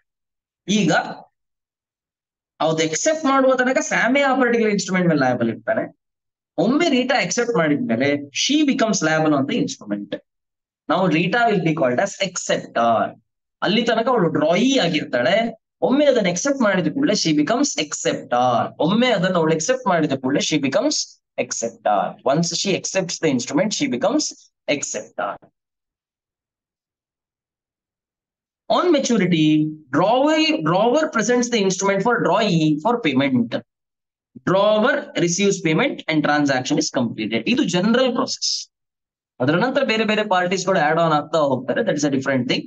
But generally this is the process which is followed in case of bill of exchange. Bill of exchange ಅಲ್ಲಿ follow ಆಗುವಂತ procedure ಇದೆ. So the person upon whom the instrument is drawn is called as drawee. The person to whom the instrument is payable. ಯಾರ ಹೆಸರು payment ಮಾಡ್ಲಿಕ್ಕೋಸ್ಕರ ಇದೆಯೋ ಅವನಿಗೆ ನಾವೇನ್ ಹೇಳ್ತೇವೆ, such a person is called as payee of the instrument. He will be called as Peyi. Parties to bill of exchange, drawer ಯಾರು?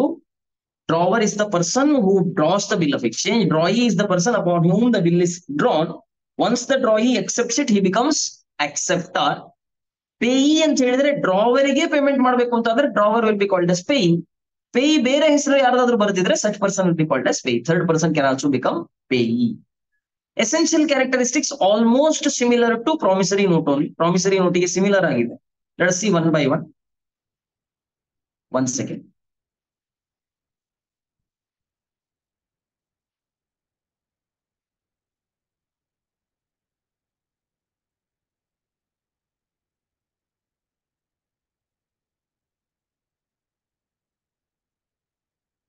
So again, essential characteristics of bill of exchange similar to promissory note. Little bit changes, ಸಣ್ಣ ಪುಟ್ಟ changes ಇದೆ. In writing ಇರಬೇಕು. ಅಲ್ಲಿ unconditional undertaking ಇತ್ತು, ಇಲ್ಲಿ express order to pay. Express undertaking ಇತ್ತು, ಇಲ್ಲಿ express order to pay. Definite and unconditional again. ಆದ್ರೆ ಡೆಫಿನೆಟ್ ಕಂಡೀಷನ್ ನ ಮೇಲೆ ಒಂದು ಇವೆಂಟ್ ಆಗಿ ಆಗ್ತದೆ ಅಂತ ಆದ್ರೆ ಅಂತ ಇವೆಂಟ್ ನ ಮೇಲೆ ಕಂಡೀಷನ್ ಹಾಕಿದ್ರೆ ಅದು ವ್ಯಾಲಿಡ್ ಬಿಲ್ ಆಫ್ ಎಕ್ಸ್ಚೇಂಜ್ ಆಗ್ತದೆ. Signed by the maker. ಯಾರು ಇನ್ಸ್ಟ್ರೂಮೆಂಟ್ ಮಾಡ್ತಾರೋ ಅವ್ರು ಸೈನ್ ಮಾಡಬೇಕು. Drawer, drawee, payee must be different persons. ಬೇರೆ ಬೇರೆ ಪರ್ಸನ್ಸ್ ಆಗ್ಬೇಕು. All these three parties may not necessarily be three different persons. One can play role of two. ಅಂದ್ರೆ drawer ಮತ್ತೆ payee same person ಆಗ್ಬೇಕು, ಆದ್ರೆ ಬೇರೆ ಯಾವುದೇ ಕ್ಯಾರೆಕ್ಟರ್ ಕಾಮನ್ ಪರ್ಸನ್ ಆಗ್ಲಿಕ್ಕೆ ಆಗುವುದಿಲ್ಲ. RBI ಪ್ರಕಾರ bill of exchange cannot be made payable to bearer on demand. Bearer on demand instrument ಮಾಡ್ಲಿಕ್ಕಿಲ್ಲ. ಯಾರ ಕೈಯಲ್ಲಿ ಇನ್ಸ್ಟ್ರೂಮೆಂಟ್ ಇದೆಯೋ ಅವರು ಡಿಮಾಂಡ್ ಮಾಡಿದ ಕೂಡಲೇ ಪೇಮೆಂಟ್ ಮಾಡುವಂತ ಇನ್ಸ್ಟ್ರೂಮೆಂಟ್ ಅನ್ನು ಮಾಡ್ಲಿಕ್ಕಿಲ್ಲ. Bearer payable on demand, such an instrument is not valid. However, bill of exchange payable on demand in which name of the payee is mentioned is valid. ಯಾರಿಗೆ payment ಮಾಡಬೇಕು ಅವರ ಹೆಸರು ಬರೆದಿದ್ರೆ ಆ ಇನ್ಸ್ಟ್ರೂಮೆಂಟ್ ವ್ಯಾಲಿಡ್ ಆಗ್ತದೆ. Order to pay certain sum. Order means direction to pay certain sum ಇರಬೇಕು. Direction to pay certain sum of money. Order to pay money only, nothing else. It must be stamped according to the provisions of Stamp Act. Stamp Act ನ provisions ಪ್ರಕಾರ ಅದನ್ನು stamp ಮಾಡಿರಬೇಕು. These are the essential characteristics of bill of exchange. Essential characteristics of bills of exchange. So next we need to see what is the difference between bill of exchange and promissory note. Bill of exchange and promissory note is a difference in which I will take up after a small break of 5 minutes. We will take up a small break of 5 minutes, then we will continue and discuss what are the difference between promissory note and bill of exchange.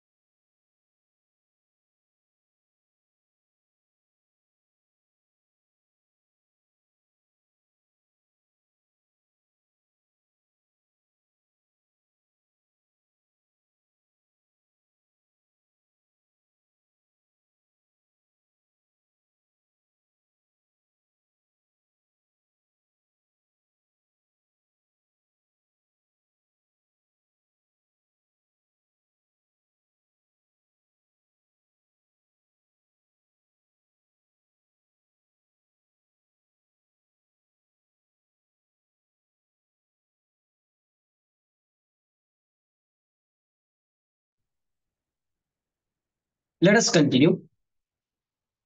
So we have to discuss the difference between promissory note and bill of exchange.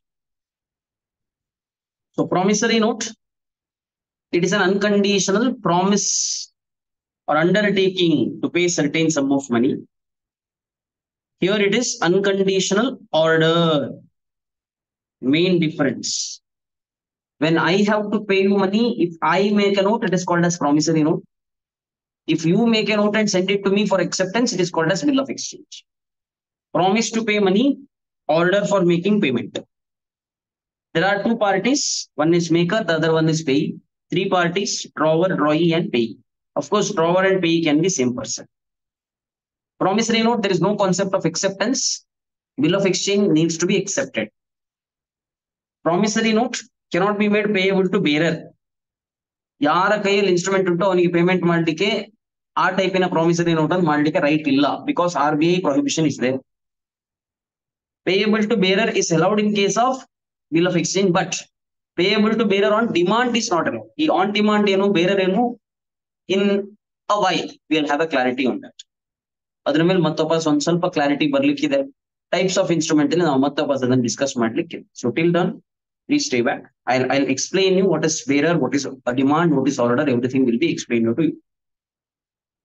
Now, next type of instrument which I have to discuss is check.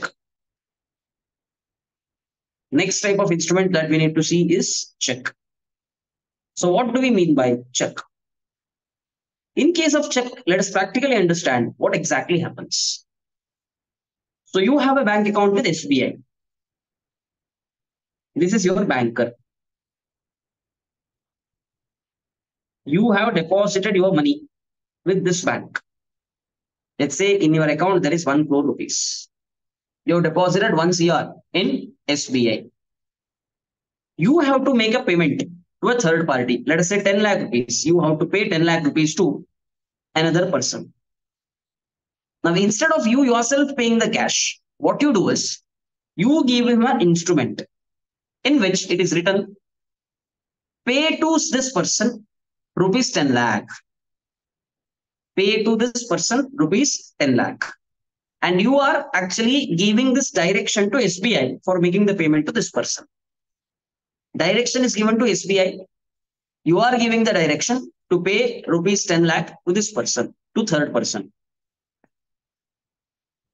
Now, nothing but one party is making an order to another party to pay certain sum of money.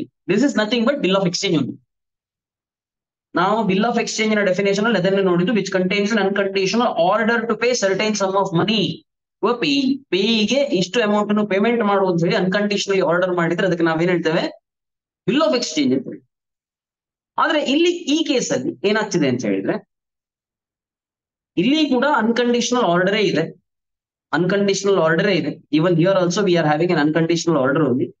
But only thing is, this is drawn on a specified banker. On the banking ಮೇಲೆ draw ಮಾಡ್ತಿದ್ದೇನೆ. That means the drawee is a banker. So when a bill of exchange is drawn on a specified banker, when a bill of exchange is drawn on a specified banker to pay certain sum of money on demand, ಯಾವಾಗ ಆ particular instrument ಯಾರ ಕೈಯಲ್ಲಿದೆ ಅವ್ರು ಬಂದು demand ಮಾಡ್ತಾರೋ ಆವಾಗ ಅವನಿಗೆ payment ಮಾಡಿ ಅಂತ ಹೇಳಿ ನೀವು ಎಲ್ಲಿಯಾದ್ರೂ ಒಂದು ಬ್ಯಾಂಕಿಗೆ ಇನ್ಸ್ಟ್ರಕ್ಷನ್ ಕೊಟ್ರೆ, such a negotiable instrument is called as cheque. ಆ ಇನ್ಸ್ಟ್ರೂಮೆಂಟ್ ಗೆ ನಾವೇನ್ ಹೇಳ್ತೇವೆ, ಚೆಕ್ ಅಂತ ಹೇಳಿ. So a cheque is a bill of exchange drawn on a specified banker. Always and always in case of cheque, the drawee is always a banker. Drawee ಯಾವತ್ತೂ ಕೂಡ ಬ್ಯಾಂಕರೇ. Cheque ಕೇಸಲ್ಲಿ ಡ್ರಾಯಿ ಯಾವತ್ತೂ ಕೂಡ ಬ್ಯಾಂಕರೇ. And not expressed to be payable otherwise than on demand. ಅವ ಯಾವಾಗ ಬಂದು ನಿಮ್ಮ ಹತ್ರ ಪೇಮೆಂಟ್ ಕೇಳ್ತಾನೋ ಆವಾಗ ಅವನಿಗೆ ಪೇಮೆಂಟ್ ಮಾಡಿ ಅಂತ ಹೇಳ್ತಾರೆ. Not expressed to be payable otherwise than on demand. This instrument is called as cheque. ಈ ನೆಗೋಷಿಯಬಲ್ ಇನ್ಸ್ಟ್ರೂಮೆಂಟ್ ಗೆ ನಾವು ಚೆಕ್ ಅಂತ. So cheque is a bill of exchange drawn on a specified banker, not expressed to be payable otherwise than on demand. Cheque ಅಲ್ಲಿ 2 type ಇದೆ. ಯಾವುದೆಲ್ಲ? electronic image of truncated check and check in electronic form. Even this will be considered as cheque only, ಅದನ್ನು ಕೂಡ ನಾವು check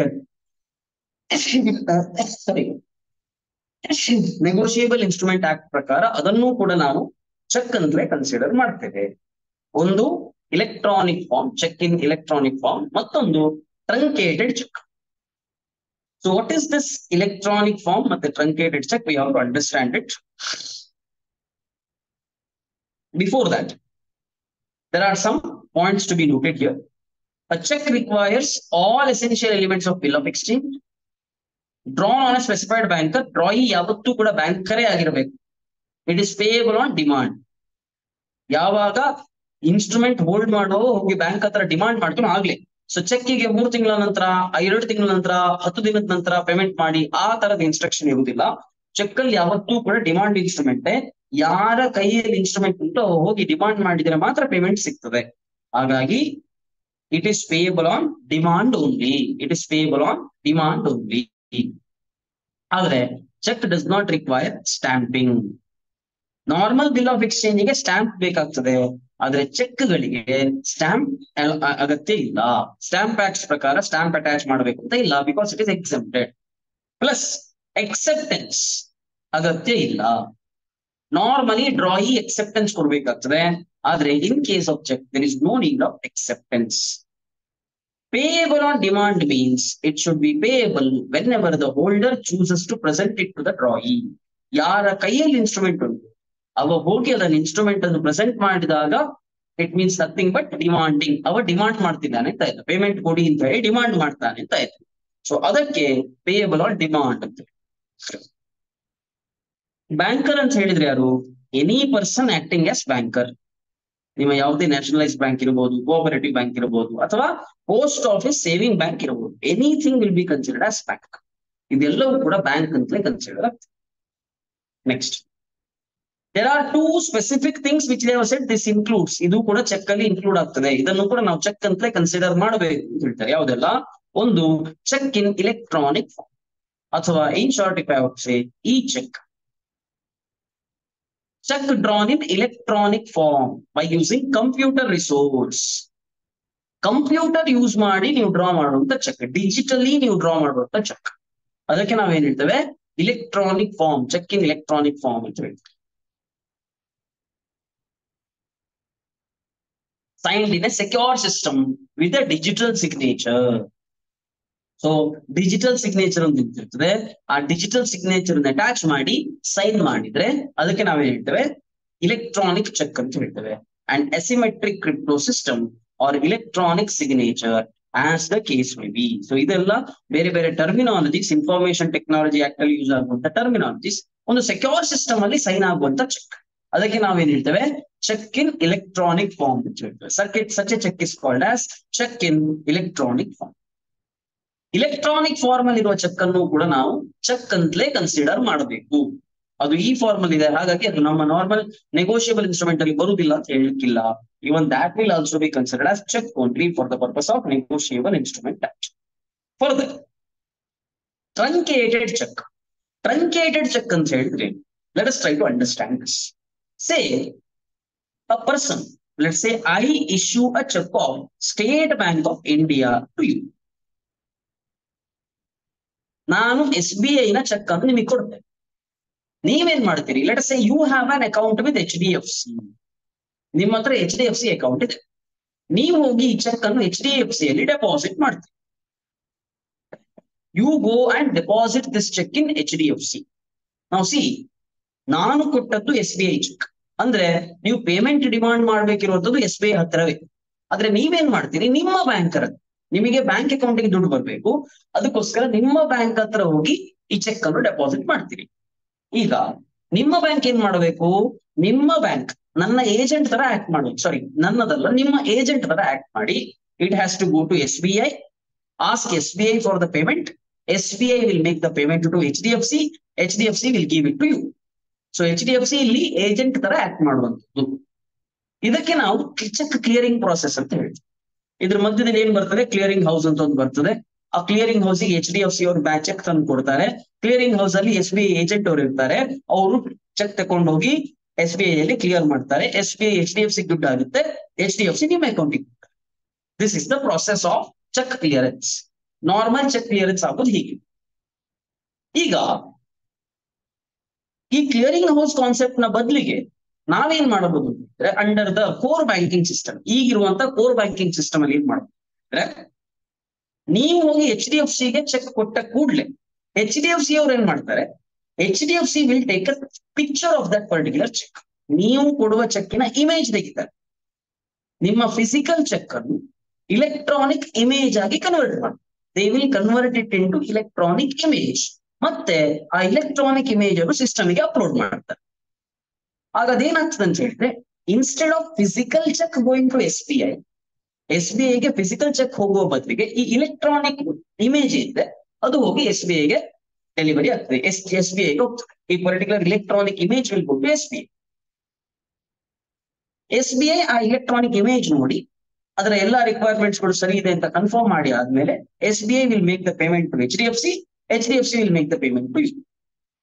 ಈ physical cheque ಅನ್ನು electronic image ಆಗಿ convert ಮಾಡೋದಕ್ಕೆ ನಾವೇನ್ ಹೇಳ್ತೇವೆ ಅಂತ ಹೇಳಿದ್ರೆ truncation. This process is called as truncation. Physical cheque ಅನ್ನು ಇಲೆಕ್ಟ್ರಾನಿಕ್ ಇಮೇಜ್ ಆಗಿ ಕನ್ವರ್ಟ್ ಮಾಡೋದಕ್ಕೆ that is what is called as ಟ್ರಂಕೇಶನ್.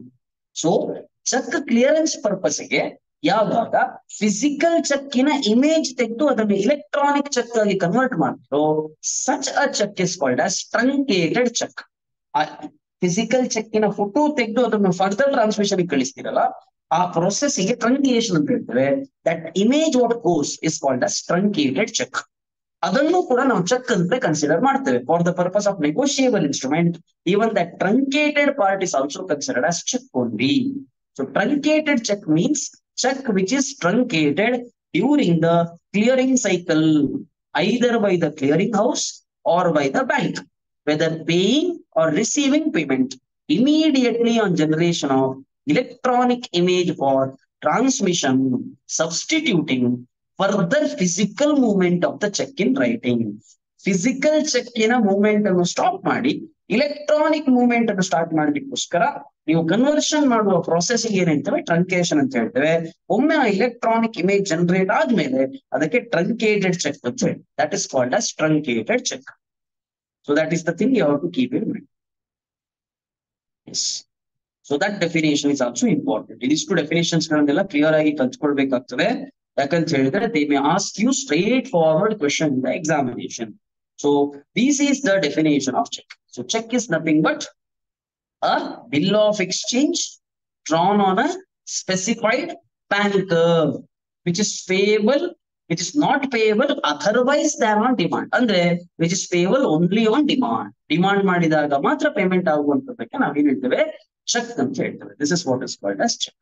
Format of check is given for your reference here. You can make a reference of the same. Cheque ಇನ format ಕೊಟ್ಟಿದ್ದೇನೆ so that you can make a reference. Pay to ಯಾರ ಹೆಸರು ಬರೀತೀರಿ, sum of rupees dash, ಯಾವ account number ಇಂದ payment ಮಾಡಬೇಕು ಅದನ್ನು clear ಆಗಿ ಬರೀತೀರಿ. This is what is called as cheque. ಇದಕ್ಕೆ ನಾವು ಚೆಕ್ ಅಂತ ಹೇಳ್ತೀವಿ. Is it clear to us? Cheque part clear ಇದೆಯಾ? Section 6 of negotiable instruments cheque, whether it is clear?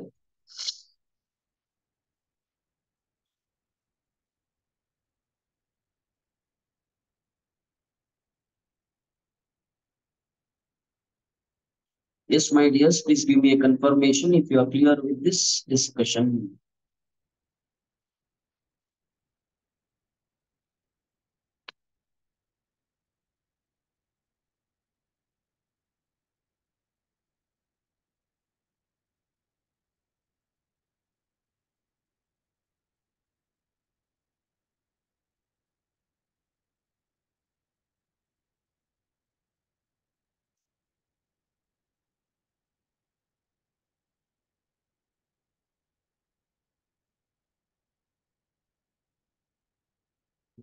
Okay, let us continue this discussion.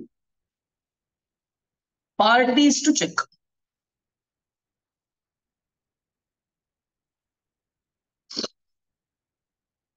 Drawer.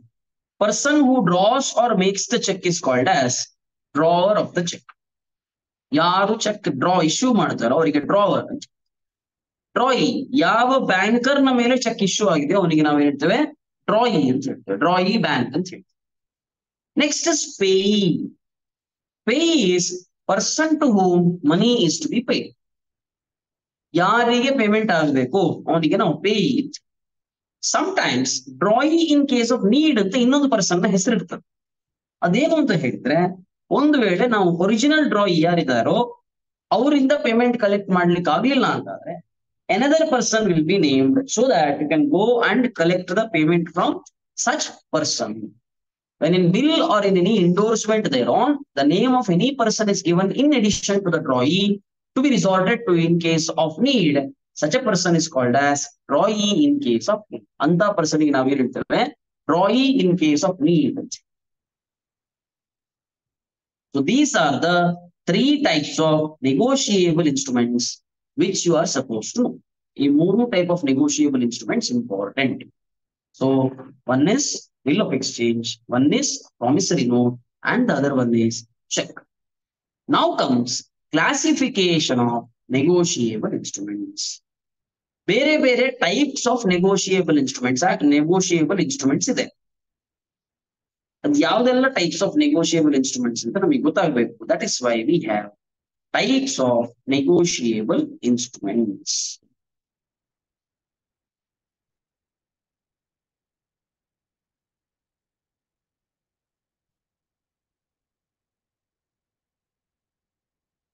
So classification of negotiable instruments. First one is bearer instrument. Bearer instrument ಅಂತ ಹೇಳಿದ್ರೆ bearer instrument means the instrument is clearly expressed to be payable to bearer. That means whosoever bears the instrument, ಯಾರ ಕೈಯಲ್ಲಿ instrument ಉಂಟೋ ಅವರಿಗೆ payment ಮಾಡಬೇಕು ಅಂತ ಬರ್ದಿರ್ತಾರೆ instrument ಅಲ್ಲಿ. If it is return that this instrument is payable to the person who bears this instrument, such an instrument is called as bearer instrument. ಆ instrument ನಾವೇನ್ ಹೇಳ್ತೇವೆ? ಬೇರರ್ ಇನ್ಸ್ಟ್ರೂಮೆಂಟ್ ಅಂತ ಹೇಳ್ತೇವೆ. When an instrument is payable to person who bears the instrument. If it is expressly written that the instrument is bearer, payable to bearer, such an instrument is called as bearer instrument. Or suppose if instrument when it is endorsed, see endorsement ಅಂತ ಹೇಳಿದ್ರೆ I will say pay to Mr. X rupees 10,000. ಹೀಗೊಂದು instrument ಮಾಡ್ತೇನೆ. Pay to mister X ಅಂತ ಹೇಳಿ instrument ಮಾಡಿ X ಕೊಡ್ತೇನೆ. X ಏನ್ ಮಾಡ್ತಾನೆ, ನನ್ನ ಬದಲಿಗೆ ಪೇಮೆಂಟ್ ಇನ್ನೊಬ್ಬರಿಗೆ ಹೋಗ್ಬೇಕು, ಅದಕ್ಕೆ ನಾವು ನೆಗೋಷಿಯೇಬಲ್ ಅಂತ ಹೇಳಿ. ಹಾಗಾಗಿ ಎಕ್ಸ್ ಏನ್ ಮಾಡ್ತಾನೆ, X will write mister S name and signs. X sign ಮಾಡ್ತಾನೆ. ಸೊ ಎಕ್ಸ್ ಏನ್ ಮಾಡ್ತಿರೋದು, ಎಕ್ಸ್ ಅವನ ರೈಟ್ ಅನ್ನು ಎಗೆ ಟ್ರಾನ್ಸ್ಫರ್ ಮಾಡ್ತಾನೆ, ನೆಗೋಷಿಯೇಟ್ ಮಾಡ್ತಿದ್ದಾನೆ. ಇದಕ್ಕೇನ್ ಹೇಳ್ತೇವೆ? ನೆಗೋಸಿಯೇಷನ್. ನಾವು ಎ ಏನ್ ಮಾಡ್ತಾನೆ, ಯಾರದೇ ಹೆಸರು ಬರೆಯುವುದಿಲ್ಲ, ಒಂದು ಬ್ಲಾಂಕ್ ಡ್ಯಾಶ್ ಹಾಕಿ ಎ ಅಂತ ಸೈನ್ ಮಾಡಿ ಕೊಡ್ತಾರೆ. ಈಗ ಏನಾಗ್ತದೆ ಅಂತ ಹೇಳಿದ್ರೆ, ಯಾವುದೇ ಪರ್ಸನ್ ಈ ಇನ್ಸ್ಟ್ರೂಮೆಂಟ್ ಕೈಲಿ ಇಟ್ಕೊಂಡ್ರು ಕೂಡ ಅವ್ರ ಹೆಸರನ್ನು ಈಸಿಲಿ ಬರೆದು ಆ ಪೇಮೆಂಟ್ ಅನ್ನು ಕಲೆಕ್ಟ್ ಮಾಡ್ಬೋದು. ಹಾಗಾಗಿ ಈ ಇನ್ಸ್ಟ್ರೂಮೆಂಟ್ ಏನಾಗ್ತದೆ ಅಂತ ಹೇಳಿದ್ರೆ ಬೇರರ್ ಇನ್ಸ್ಟ್ರೂಮೆಂಟ್ ಆಗ್ತದೆ. ಇದಕ್ಕೆ ಏನ್ ಹೇಳ್ತೇವೆ? ಬ್ಲಾಂಕ್ ಎಂಡೋರ್ಸ್ಮೆಂಟ್ ಅಂತ. This is called as blank endorsement. So when the last endorsement, ನೀವು ಎಂಡೋರ್ಸ್ ಮಾಡುವಾಗ ಲಾಸ್ಟ್ ಎಂಡೋರ್ಸ್ಮೆಂಟ್ ಬ್ಲಾಂಕ್ ಎಂಡೋರ್ಸ್ಮೆಂಟ್ ಮಾಡಿದ್ರೆ then such an instrument will be considered as bearer instrument. Endorsement ಅಂತ ಹೇಳಿದ್ರೆ ಒಬ್ಬ ಪರ್ಸನ್ ನ ಹೆಸರು ಬರೆದು ಅವನಿಗೆ ಇನ್ಸ್ಟ್ರೂಮೆಂಟ್ ಅನ್ನು ಕೊಡುದು. ನಿಮ್ಮ ಹತ್ರ ಇರುವ ಇನ್ಸ್ಟ್ರೂಮೆಂಟ್ ಅನ್ನು ಇನ್ನೊಬ್ಬನ ಹೆಸರು ಬರೆದು ಸೈನ್ ಮಾಡಿ ಅವನಿಗೆ ನೀವು ಕೊಟ್ರೆ ಅದಕ್ಕೆ ನಾವು ಎಂಡೋರ್ಸ್ಮೆಂಟ್ ಅಂದ್ರೆ ನೆಗೋಷಿಯೇಟ್ ಮಾಡ್ತಾ ಇದ್ದೀರಿ. You are negotiating the instrument. ನೀವು ಆ ಇನ್ಸ್ಟ್ರೂಮೆಂಟ್ ಅನ್ನು ಇನ್ನೊಬ್ಬರಿಗೆ ಟ್ರಾನ್ಸ್ಫರ್ ಮಾಡ್ತಿದ್ದೀರಿ. ದೇರ್ ಬೈ ನಿಮ್ಮ ಹತ್ರ ಇರುವ ರೈಟ್ ಟು ರಿಸೀವ್ ಅನ್ನು ಇನ್ನೊಬ್ಬರಿಗೆ ಟ್ರಾನ್ಸ್ಫರ್ ಮಾಡು. ಅದಕ್ಕೆ ನಾವೇನ್ ಹೇಳ್ತೀವಿ? ಎಂಡೋರ್ಸ್ಮೆಂಟ್ ಅಂತ. ಸೊ ಇನ್ನೊಬ್ಬನ ಹೆಸರು ಬರೆದು ಅವನಿಗೆ ಆ ಪರ್ಟಿಕ್ಯುಲರ್ ಇನ್ಸ್ಟ್ರೂಮೆಂಟ್ ಕೊಟ್ರೆ ಇಟ್ ಇಸ್ ಫುಲ್ ಎಂಡೋರ್ಸ್ಮೆಂಟ್. ಇನ್ನೊಬ್ಬನ ಹೆಸರು ಬರೆಯದೆ ಬ್ಲಾಂಕ್ ಇಟ್ಟು ನಿಮ್ಮ ಸೈನ್ ಹಾಕಿ ಅವನಿಗೆ ಕೊಟ್ರೆ it is called as bearer instrument. ಅದಕ್ಕೆ ಏನ್ ಹೇಳ್ತೇವೆ? ಬೇರರ್ ಇನ್ಸ್ಟ್ರೂಮೆಂಟ್ ಅಂತ. ಯಾರ ಕೈಯಲ್ಲಿ ಇನ್ಸ್ಟ್ರೂಮೆಂಟ್ ಉಂಟೋ he will receive the payment. Such an instrument is called as bearer instrument. A negotiable instrument which is expressed to be payable to the bearer. or negotiable instrument on which last endorsement is blank endorsement. Such an instrument is called as bearer instrument. So bearer instrument ಕೇಸಲ್ಲಿ negotiation ಮಾಡೋದು ಹೇಗೆ? Negotiation ಅಂತಿದ್ರೆ ನನ್ನ ಹತ್ರ ಇರುವ right ನಾನು ಇನ್ನೊಬ್ಬರಿಗೆ transfer ಮಾಡೋದು ಹೇಗೆ? By mere delivery. ನಾನು ಇನ್ಸ್ಟ್ರೂಮೆಂಟ್ ಅನ್ನು ತೆಗೆದು ಇನ್ನೊಬ್ಬನಿಗೆ ಕೊಟ್ರೆ ಸಾಕು, ದ ನೆಗೋಸಿಯೇಷನ್ ಇಸ್ ಕಂಪ್ಲೀಟ್. ನಾನು ನೆಗೋಸಿಯೇಷನ್ ಮಾಡಿದೆ ಅಂತ ಅರ್ಥ. So bearer instrument can be negotiated by near delivery. ನಾನು ಖಾಲಿ ಆ ಇನ್ಸ್ಟ್ರೂಮೆಂಟ್ ಅನ್ನು ತೆಗೆದು ಆ ಪರ್ಸನ್ ನ ಕೈಗೆ ಕೊಟ್ರೆ ಸಾಕು, it amounts to negotiation of instrument. ಅಲ್ಲಿಗೆ ನೆಗೋಸಿಯೇಷನ್ ಆಗಿದೆ ಅಂತ ಲೆಕ್ಕ. Such an instrument is called as bearer instrument. ಆದ್ರೆ Reserve bank of India clear instruction ಕೊಡ್ತದೆ ಏನು ಅಂತ ಹೇಳಿದ್ರೆ, promissory note can not be made payable to bearer. Promissory note ಅನ್ನು ಯಾವತ್ತೂ ಕೂಡ ಬೇರರ್ ಇನ್ಸ್ಟ್ರೂಮೆಂಟ್ ಆಗಿ ಮಾಡ್ಲಿಕ್ಕಿಲ್ಲ. ಯಾಕೆ? ನೀವು ಯಾವುದೇ ಕರೆನ್ಸಿ ನೋಟ್ ತೆಗೆದು ನೋಡಿ, ಅದು ಬೇರರ್ ಇನ್ಸ್ಟ್ರೂಮೆಂಟ್ ಆಗಿರ್ತದೆ. ಹಾಗಾಗಿ ಒಬ್ಬ normal person promissory note payable to bearer ಮಾಡಿದ್ರೆ ಆಟೋಮ್ಯಾಟಿಕಲಿ ಅದೇನಾಗ್ತದೆ ಅಂತ ಹೇಳಿದ್ರೆ ಈ ಒಂದು ಕರೆನ್ಸಿ ನೋಟಿಗೆ ಈಕ್ವಲೆಂಟ್ ಆಗ್ತದೆ. ಹಾಗಾಗಿ it may violate the various provisions of the law. ಅದಕ್ಕೋಸ್ಕರ ಕ್ಲಿಯರ್ ಪ್ರೊಹಿಬಿಷನ್ ಇದೆ. It says promissory note can not be made payable to bearer. ಅದೇ ತರ bill of exchange cannot be made payable to bearer on demand. Demand ಅಂತ ಹೇಳಿದ್ರೆ ಯಾವಾಗ payment ಕೇಳ್ತೇನೋ ಆಗ payment ಮಾಡ್ತಾರೆ, ಅದಕ್ಕೆ ಡಿಮಾಂಡ್ ಇನ್ಸ್ಟ್ರೂಮೆಂಟ್ ಅಂತ ಹೇಳಿ. So bill of exchange payable to bearer ಮಾಡಬಾರದು ಅಂತ ಹೇಳುದಿಲ್ಲ. Bill of exchange payable to bearer ಮಾಡಬಹುದು, ಆದ್ರೆ bill of exchange payable to bearer on demand ಮಾಡ್ಲಿಕ್ಕಿಲ್ಲ. ಕೇಳಿದಾಗ ಪೇಮೆಂಟ್ ಆಗುವ ಹಾಗೆ ಬಿಲ್ ಆಫ್ ಎಕ್ಸ್ಚೇಂಜ್ ಅನ್ನು ಬೇರರ್ ಇನ್ಸ್ಟ್ರೂಮೆಂಟ್ ಮಾಡ್ಲಿಕ್ಕಿಲ್ಲ. That is the prohibition under Reserve bank of India act. So that is bearer instrument. Opposite of bearer instrument is order instrument. When the name of the person to whom the payment is to be made is written clearly, such an instrument is called as order instrument. ಯಾರಿಗೆ payment ಆಗಬೇಕು ಅದು clear ಆಗಿ ಬರುತ್ತಿದ್ರೆ ಅದಕ್ಕೆ order instrument ಅಂತ ಹೇಳಿ. A negotiable instrument payable to a particular person. Negotiable instrument payable to particular person or his order. ಒಬ್ಬ particular ಪರ್ಸನ್ಗೆ payment ಆಗ್ಬೇಕಾದ್ದು ಅಥವಾ particular person ಅಥವಾ ಅವನ ಆರ್ಡರ್ಗೆ ಪೇಮೆಂಟ್ ಆಗ್ಬೇಕಾದ್ದು. ಆ negotiable instrument on which last endorsement is full endorsement. ನಾನಿಲ್ಲಿ W ಅಂತ ಹೆಸರು ಬರೆದಿದೆ, ಈಗ ಆಟೋಮ್ಯಾಟಿಕಲಿ ಇನ್ಸ್ಟ್ರೂಮೆಂಟ್ ಏನಾಯ್ತು? ಫುಲ್ ಎಂಡೋರ್ಸ್ಮೆಂಟ್ ಆಯ್ತು. ಹಾಗಾಗಿ ಈ ಕೇಸಲ್ಲಿ ಇದೆಲ್ಲ ಇನ್ಸ್ಟ್ರೂಮೆಂಟ್ ಗಳು ಏನಾಗ್ತದೆ? ಆರ್ಡರ್ ಇನ್ಸ್ಟ್ರೂಮೆಂಟ್ ಅಂತ ಆಗ್ತದೆ. ಅಂದ್ರೆ ಯಾರಿಗೆ ಇನ್ಸ್ಟ್ರೂಮೆಂಟ್ ಕೊಡ್ತೇನೋ ಅವರ ಹೆಸರು ಬರದೇ ಅವರಿಗೆ ಕೊಡ್ಬೇಕಾಗ್ತದೆ, ಆಗ ಮಾತ್ರ ಕ್ಲಿಯರ್ ಇನ್ಸ್ಟ್ರಕ್ಷನ್ ಆಗ್ತದೆ. So this type of instrument is called as order instrument. A negotiable instrument payable to particular person. A negotiable instrument payable to particular person or his order. A negotiable instrument on which last endorsement is full endorsement.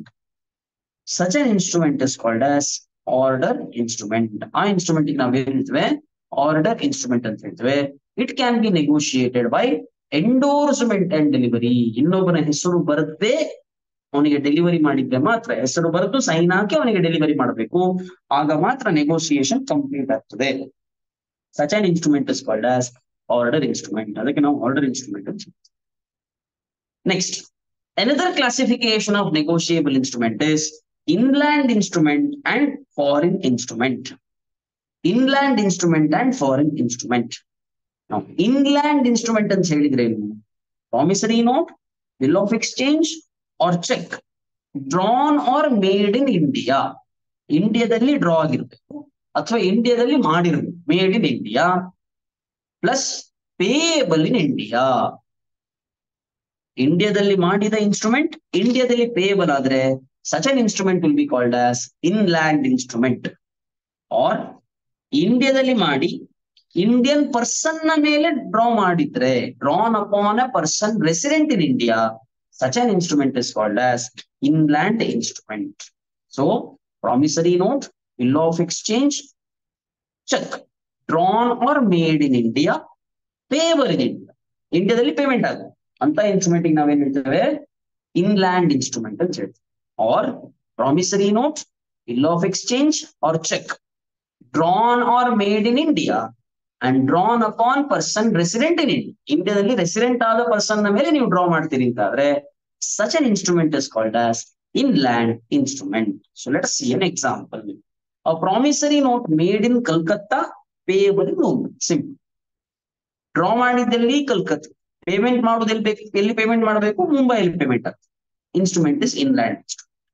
Bill of exchange drawn in Varanasi on a person resident in Jodhpur. Payment ಎಲ್ಲಿ ಬೇಕಾದ್ರೆ ಆಗಲಿ, ತೊಂದರೆ ಇಲ್ಲ.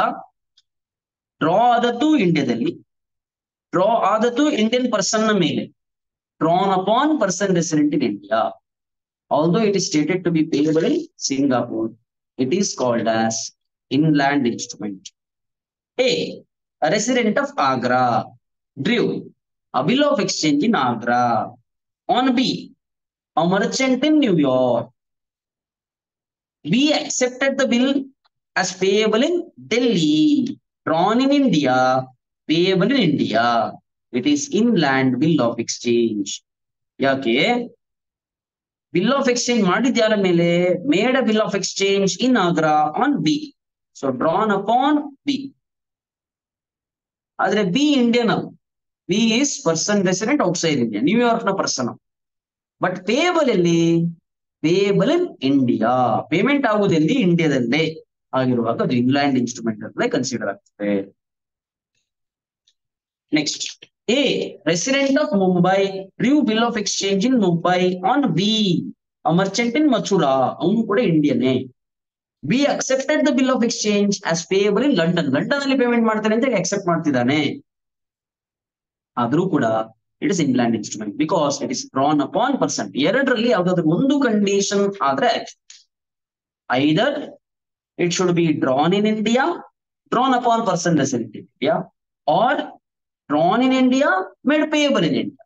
ಈ ಎರಡು condition ಅಲ್ಲಿ ಯಾವ್ದಾದ್ರು ಒಂದು ಕಂಡೀಷನ್ ಸ್ಯಾಟಿಸ್ಫೈ ಆದ್ರೂ ಕೂಡ I will say the instrument is inland instrument. So the thumb rule to determine inland instrument is very simple. Instrument ಇಂಡಿಯಾದಲ್ಲಿ ಡ್ರಾ ಆಗಿರ್ಬೇಕು, ಇದು ಮ್ಯಾಂಡೇಟರಿ ಕಂಡೀಷನ್. ಇದು ಎರಡೂ ಕೇಸ್ ಅಲ್ಲಿ mandatory condition. First thing is instrument must be drawn or made in India. Second thing is it must be drawn upon, ಯಾರ ಮೇಲೆ draw ಆಗಿದೆ, ಡ್ರಾಯಿ Indian ಆಗಿದ್ರೆ, ಡ್ರಾಯಿ ಇಂಡಿಯನ್ ಆಗಿದ್ರೆ ಅಥವಾ ಪೇಮೆಂಟ್ ಇಂಡಿಯಾದಲ್ಲಿ ಆಗ್ಬೇಕು ಅಂತ. If the drawee is Indian or it is payable in India, then the instrument will be considered as inland instrument. ಆಗ ಇನ್ಸ್ಟ್ರೂಮೆಂಟ್ ಏನಾಗ್ತದೆ, ಇನ್ಲ್ಯಾಂಡ್ ಇನ್ಸ್ಟ್ರೂಮೆಂಟ್ ಅಂತ ಕನ್ಸಿಡರ್ ಆಗ್ತದೆ. Otherwise the instrument will be foreign instrument. Otherwise, the instrument will be foreign instrument. So the opposite of inland instrument is foreign instrument. Inland instrument ನ opposite ಏನು ಅಂತ ಹೇಳಿದ್ರೆ foreign instrument. So C endorsement ಎಲ್ಲಿ ಬೇಕಾದ್ರೂ ಆಗ್ಲಿ, ನೀವು ಅದನ್ನ endorse ಮಾಡಿ ಫಾರಿನರ್ ನ ಹೆಸರು ಹಾಕಿ ಎಂಡೋರ್ಸ್ಮೆಂಟ್ ಮಾಡಿ, ತೊಂದ್ರೆ. ಎಂಡೋರ್ಸ್ಮೆಂಟ್ ಇಲ್ಲಾದ್ರೂ ತೊಂದ್ರೆ ಇಲ್ಲ, ನಮಗೆ ಎರಡು ಕಂಡೀಷನ್ ಅಲ್ಲಿ ಯಾವ್ದಾದ್ರು ಒಂದು ಕಂಡೀಷನ್ ಆದ್ರೆ ಆಯ್ತು. The opposite of inland instrument is foreign instrument. So what is foreign instruments? Promissory note, bill of exchange, or check drawn or made outside India on a person resident in India or outside India and payable in India, or on a person residing outside India, payable outside India, on a person residing outside India, payable also outside India.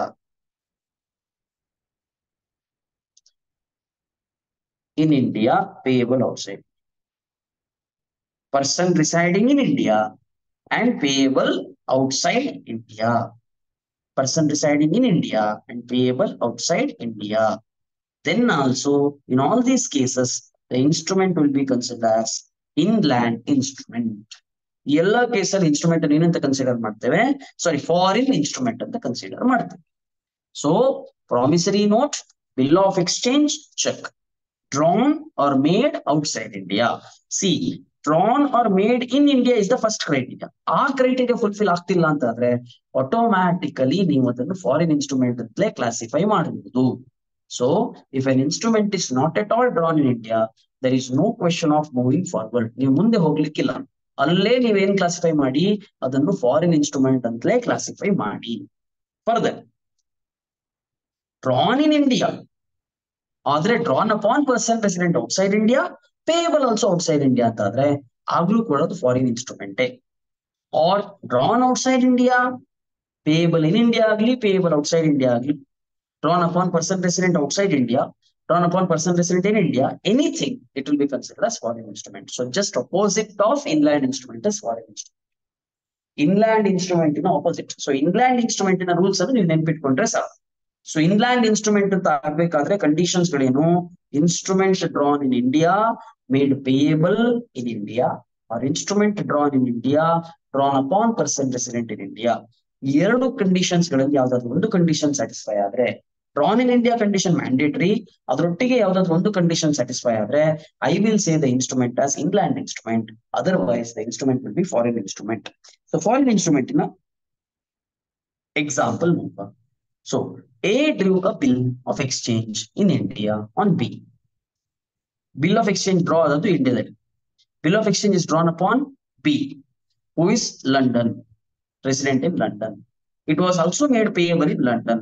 Drawn in India, drawn upon person resident outside India, made payable outside India. It is a foreign bill of exchange. A drew bill of exchange in London on B.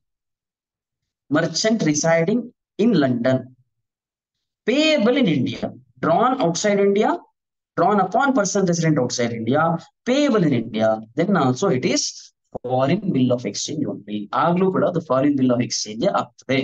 So these are the things to be kept in mind. So ಹಾಗಾದ್ರೆ foreign instrument Indian instrument ಅಂತ ನಾವು ಯಾಕೆ classify ಮಾಡ್ತೇವೆ ಅಂತ ಹೇಳಿದ್ರೆ, liability ಯಾವ್ದು ಅಂತ consider ಮಾಡಲಿಕ್ಕೆ.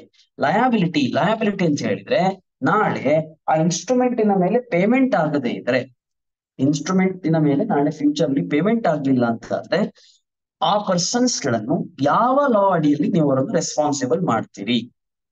ಇಂಡಿಯನ್ ಲಾದಲ್ಲಿ ಫಾರಿನ್ ಲಾ? ಫಾರಿನ್ ಲಾ ಆದ್ರೆ ಯಾವ ಕಂಟ್ರಿಯ ಲಾ ಮೇಲೆ ಅವರನ್ನು ರೆಸ್ಪಾನ್ಸಿಬಲ್ ಮಾಡ್ತೀರಿ ಅದನ್ನು ಡಿಟರ್ಮೈನ್ ಮಾಡ್ಲಿಕ್ಕೋಸ್ಕರ ಈ ಕ್ಲಾಸಿಫಿಕೇಶನ್ ಇರುವಂತದ್ದು. So in absence of A contract the contrary, parties ಗಳ ಮಧ್ಯದಲ್ಲಿ ಯಾವುದೇ ಕಾಂಟ್ರಾಕ್ಟ್ ಇಲ್ಲ ಅಂತ ಆದ್ರೆ liability of the maker or drawer of a foreign promissory note or bill of exchange or check. Promissory note ಮಾಡುವ maker, bill of exchange ಮಾಡುವ drawer, check draw ಮಾಡುವ drawer is regulated in all essential matters by law of the place where the instrument is made. ಎಲ್ಲಿ instrument ಆಗ್ತಿದೆ ಆ ಕಂಟ್ರಿಯ ಲಾ ಅವನಿಗೆ applicable ಆಗ್ತದೆ. ಯಾರಿಗೆ? Drawer of bill of exchange, drawer of check or maker of promissory note.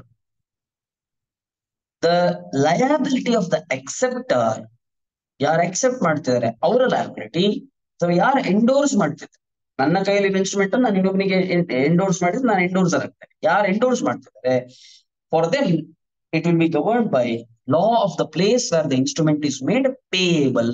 ಎಲ್ಲಿ instrument payable ಇದೆ ಆ ಕಂಟ್ರಿಯ ಲಾ applicable ಆಗ್ತದೆ. That country's law will be applicable.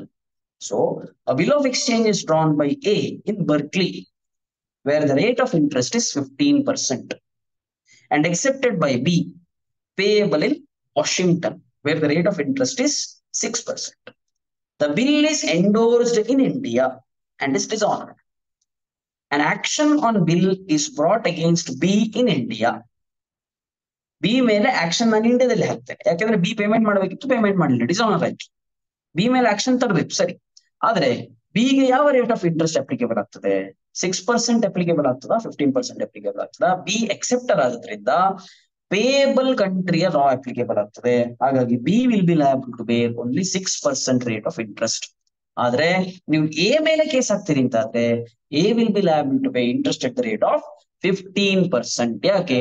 For A Berkeley's law will be applicable. For B, Washington's law will be applicable. Berkeley's law prakara 15%, Washington law prakara 6%.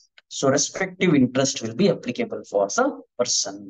So this is the importance of classifying the instrument as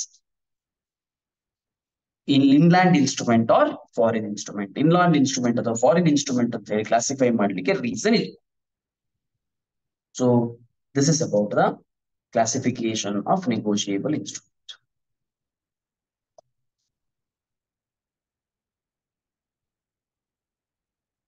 Just give me a second.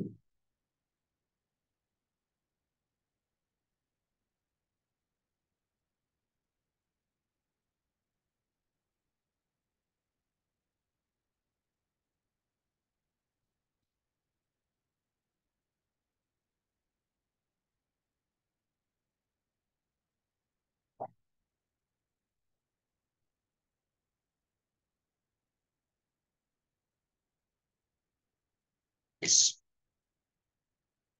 So next type of instrument that I want to discuss is there's one thing called as incoherent instrument, which I'll not do now. I'll do it later. Next type of instrument that I'm going to discuss is ambiguous instrument. Ambiguous instrument is very simple.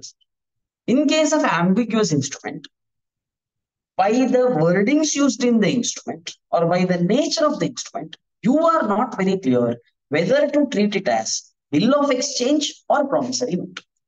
ಅದನ್ನು promissory note ಅಂತ treat ಮಾಡಬೇಕಾ bill of exchange ಅಂತ treat ಮಾಡಬೇಕಾ ಅದರ clarity ಇರುವುದಿಲ್ಲ. Such type of instrument is called as ambiguous instrument. Maybe because of the wordings used in the instrument or maybe because of the nature. For example, ಒಬ್ಬ agent ಇರ್ತಾನೆ. Agent ಏನ್ ಮಾಡ್ತಾನೆ, principal ನ ಮೇಲೆ bill of exchange draw ಮಾಡ್ತಾನೆ. Agent draws a bill of exchange on principal in his capacity as an agent. ಅಂದ್ರೆ for example let us say there is a bill of exchange. Bill of exchange wordings ಹೇಗೆ ಬರ್ತೀಯ ಅಂತ ಹೇಳಿದ್ರೆ, pay to mister X missus X, pay to missus X rupees 20,000 for Mr. A, signed by agent. Agent signs it. A ನ agent sign ಮಾಡ್ತಿದ್ದಾನೆ. ಯಾರಿಗೆ ಕಳಿಸ್ತಾನೆ? ಈ instrument ಅನ್ನು ಅಕ್ಸೆಪ್ಟೆನ್ಸ್ ಗೆ ಎ ಗೆ ಕಳಿಸ್ತಾನೆ. Instrument is sent to A own. A ಮೇಲೆ ಬಿಲ್ ಆಫ್ ಎಕ್ಸ್ಚೇಂಜ್ ಡ್ರಾ ಮಾಡಿ ಕಳಿಸ್ತಾನೆ ಅಷ್ಟೇ. ಯಾಕೆಂತ ಹೇಳಿದ್ರೆ ಏಜೆಂಟ್ ಮಾಡುವ ಆಕ್ಟ್ ಯಾರ ಮೇಲೆ ಬೈಂಡಿಂಗ್ ಬರುತ್ತದೆ? ಪ್ರಿನ್ಸಿಪಾಲ್ ನ ಮೇಲೆ ಬೈಂಡಿಂಗ್ ಬರುತ್ತೆ. So technically speaking, A is promising to pay X rupees 20,000. But wordings ಹೇಗಿದೆ? ಏಜೆಂಟ್ ಪ್ರಿನ್ಸಿಪಾಲ್ ಮೇಲೆ ಬಿಲ್ ಆಫ್ ಎಕ್ಸ್ಚೇಂಜ್ ಡ್ರಾ ಮಾಡಿದ್ದಾನೆ, as if agent is directing principal to make the payment. In fact ಏನಾಗ್ತಿರೋದು, A X ಗೆ promise ಮಾಡ್ತೀನಿ ನಾನು ಇಷ್ಟು payment ಮಾಡ್ತೇನೆ. ಸೊ ಇದು ಪ್ರಾಮಿಸರಿ ನೋಟಾ ಬಿಲ್ ಆಫ್ ಎಕ್ಸ್ಚೇಂಜ್ ಅಂತ ಡಿಟರ್ಮೈನ್ ಮಾಡ್ಲಿಕ್ಕೆ ಸ್ವಲ್ಪ ಕಷ್ಟ. ಲಾ ಏನ್ ಮಾಡ್ತದೆ ಅಂತ ಹೇಳಿದ್ರೆ ನಿಮಗೆ ಫ್ರೀಡಮ್ ಕೊಡ್ತದೆ. ನೀವು ಇದನ್ನು ಪ್ರಾಮಿಸರಿ ನೋಟ್ ಅಂತ ಬೇಕಾದ್ರೂ ಟ್ರೀಟ್ ಮಾಡಬಹುದು, ಬಿಲ್ ಆಫ್ ಎಕ್ಸ್ಚೇಂಜ್ ಅಂತ ಟ್ರೀಟ್ ಮಾಡಬಹುದು. You may either treat it as promissory note or treat it as bill of exchange. ಆದ್ರೆ one clear instruction it says is, if you treat it as bill of exchange later on you cannot change the option. ಮತ್ತೆ ನಾನು ಇದನ್ನು promissory note ಅಂತ treat ಮಾಡ್ತೇನೆ ಅಂತ ಹೇಳಲಿಕ್ಕಿಲ್ಲ. Or if you treat it as promissory note later on you cannot deny saying that I will treat it as bill of exchange. ಒಮ್ಮೆ ನೀವು decide ಮಾಡಿದ್ರೆ ಮತ್ತೆ ಅದರ ಕೋರ್ಸ್ ಅನ್ನು change ಮಾಡ್ಲಿಕ್ಕಿಲ್ಲ. Such a type of instrument is called as ambiguous instrument. ಇಂಥ instrument ಗಳಿಗೆ ನಾವು ambiguous instrument ಅಂತ ಹೇಳ್ತೇವೆ. So an ambiguous instrument is one which in form is such that it may either be treated as promissory note or be treated as bill of exchange. In such a case, the holder may either treat it as promissory note or treat it as bill of exchange. Once he exercises his option, he is bound by it. He cannot fall back that it is the other kind of instrument. ನಾನು ಇದನ್ನು ಮತ್ತೆ ಬೇರೆ kind of instrument ಅಂತ treat ಮಾಡ್ತೇನೆ ಅಂತ ಹೇಳಲಿಕ್ಕಿಲ್ಲ. So example is given. A firm was carrying on its business in Bombay and Delhi. Its Bombay branch drew a bill of exchange on Delhi branch. ಒಂದೇ company ಒಂದು branch ಇನ್ನೊಂದು branch ಮೇಲೆ bill of exchange ಮಾಡ್ತದೆ. Ultimately payment ಮಾಡಿರೋದು ಕಂಪನಿಯೇ. In this case, the holder of bill of exchange may also treat it as a promissory note drawn by Bombay branch payable in Delhi. The reason for the same is the drawer and the drawee of bill of exchange are same person, ಬೇರೆ branches ಅಷ್ಟೇ. A drew a bill of exchange on B, a fictitious person. ಅಂದ್ರೆ ಈ person existence ಅಲ್ಲೇ ಇಲ್ಲ, B existence ಅಲ್ಲೇ ಇಲ್ಲ. A draw ಮಾಡ್ತಿದ್ದಾನೆ and A endorsed the B bill of exchange in favour of C. A ತೆಗೆದು bill ಅನ್ನು C ಗೆ ಕೊಡ್ತಾನೆ and delivered the same to you. In this case also, C may treat the bill of exchange as promissory note. ಯಾಕೆ? B ಯಾರು ಅಂತ ಗೊತ್ತಿಲ್ಲ, ಹಾಗಾಗಿ ultimately liability ಯಾವುದು? A. It is nothing but A promising to make the payment. The reason for the same is that where drawee is a fictitious person, the instrument will be treated as ambiguous instrument. Instrument ಏನಾಗ್ತದೆ? ambiguous instrument ಅಂತ treat ಆಗ್ತದೆ. ಯಾಕೆ? B ಅನ್ನೋ person ಇಲ್ಲ, ಹಾಗಾಗಿ ನೀವು ultimately A ಹತ್ರವೇ ಹೋಗ್ಬೇಕು. It is nothing but A is making a promissory note. So this type of instrument is called as ambiguous instrument. ಈ ಇನ್ಸ್ಟ್ರೂಮೆಂಟ್ ನಾವೇನ್ ಹೇಳ್ತೇವೆ? ambiguous instrument ಅಂತ ಹೇಳ್ತೇವೆ. ಇನ್ನು ಒಂದು ಟೈಪ್ ಆಫ್ ನೆಗೋಷಿಯಬಲ್ ಇನ್ಸ್ಟ್ರೂಮೆಂಟ್ ಇದೆ, we call it as incoherent instrument. Probably ಅದ್ರ ಬಗ್ಗೆ ಒಂದಷ್ಟು ಎಲಾಬರೇಟ್ ಡಿಸ್ಕಷನ್ ಆಗ್ಲಿಕ್ಕಿದೆ. ಬಟ್ ನಾನು ಏನ್ ಮಾಡ್ತೇನೆ ಅಂತ ಹೇಳಿದ್ರೆ, today I will not carry forward any other topics. Reason, ನಾವು ಕೆಲವೊಂದು ಟಾಪಿಕ್ಸ್ ಗಳನ್ನು ಡಿಸ್ಕ್ರೀಟ್ ಆಗಿ ಡಿಸ್ಕಷನ್ ಮಾಡ್ತಾ ಹೋಗಿದ್ದೇವೆ. ನೆಗೋಷಿಯಬಲ್ ಇನ್ಸ್ಟ್ರೂಮೆಂಟ್ ಬರುವಾಗ ನಾವು ತುಂಬಾ ಟಾಪಿಕ್ಸ್ ಗಳನ್ನು ಎಟ್ ಎ ಟೈಮ್ ಕಂಪ್ಲೀಟ್ ಮಾಡ್ಲಿಕ್ಕೆ ಆಗುದಿಲ್ಲ. Because there are several topics where students have to put in their mind, recall it and try to understand it. So it takes some time. ಎಲ್ಲ terminologies ಹೊಸತಿದೆ, ನೀವು ಇದನ್ನೆಲ್ಲ first time ನೋಡ್ತಾ ಇದ್ದೀವಿ. ಹಾಗಾಗಿ I will stop the class for today here itself. I not continue further. Class ಅನ್ನು ಇಲ್ಲೇ ನಿಲ್ಲಿಸ್ತೇನೆ. ರೆಸ್ಟ್ ಆಫ್ ದ ಥಿಂಗ್ಸ್ ನಾನು ನಾಳಿನ ಕ್ಲಾಸ್ ಅಲ್ಲಿ ಮಾಡಿ ಕಂಪ್ಲೀಟ್ ಮಾಡ್ತೀನಿ. So in tomorrow's class will complete this negotiable instrument. For today I will end up the class here itself. ಇವತ್ತಿಗೆ ಇಷ್ಟು ಸಾಕು. So but make sure that you read whatever is done till. ನಾನು ಎಷ್ಟು ತನಕ ಮಾಡಿದ್ದೇನೆ ಅಷ್ಟು ತನಕ ನೀವು ರಿಕಾಲ್ ಮಾಡ್ಲಿಕ್ಕೆ, ರಿವೈಸ್ ಮಾಡ್ಲಿಕ್ಕೆ.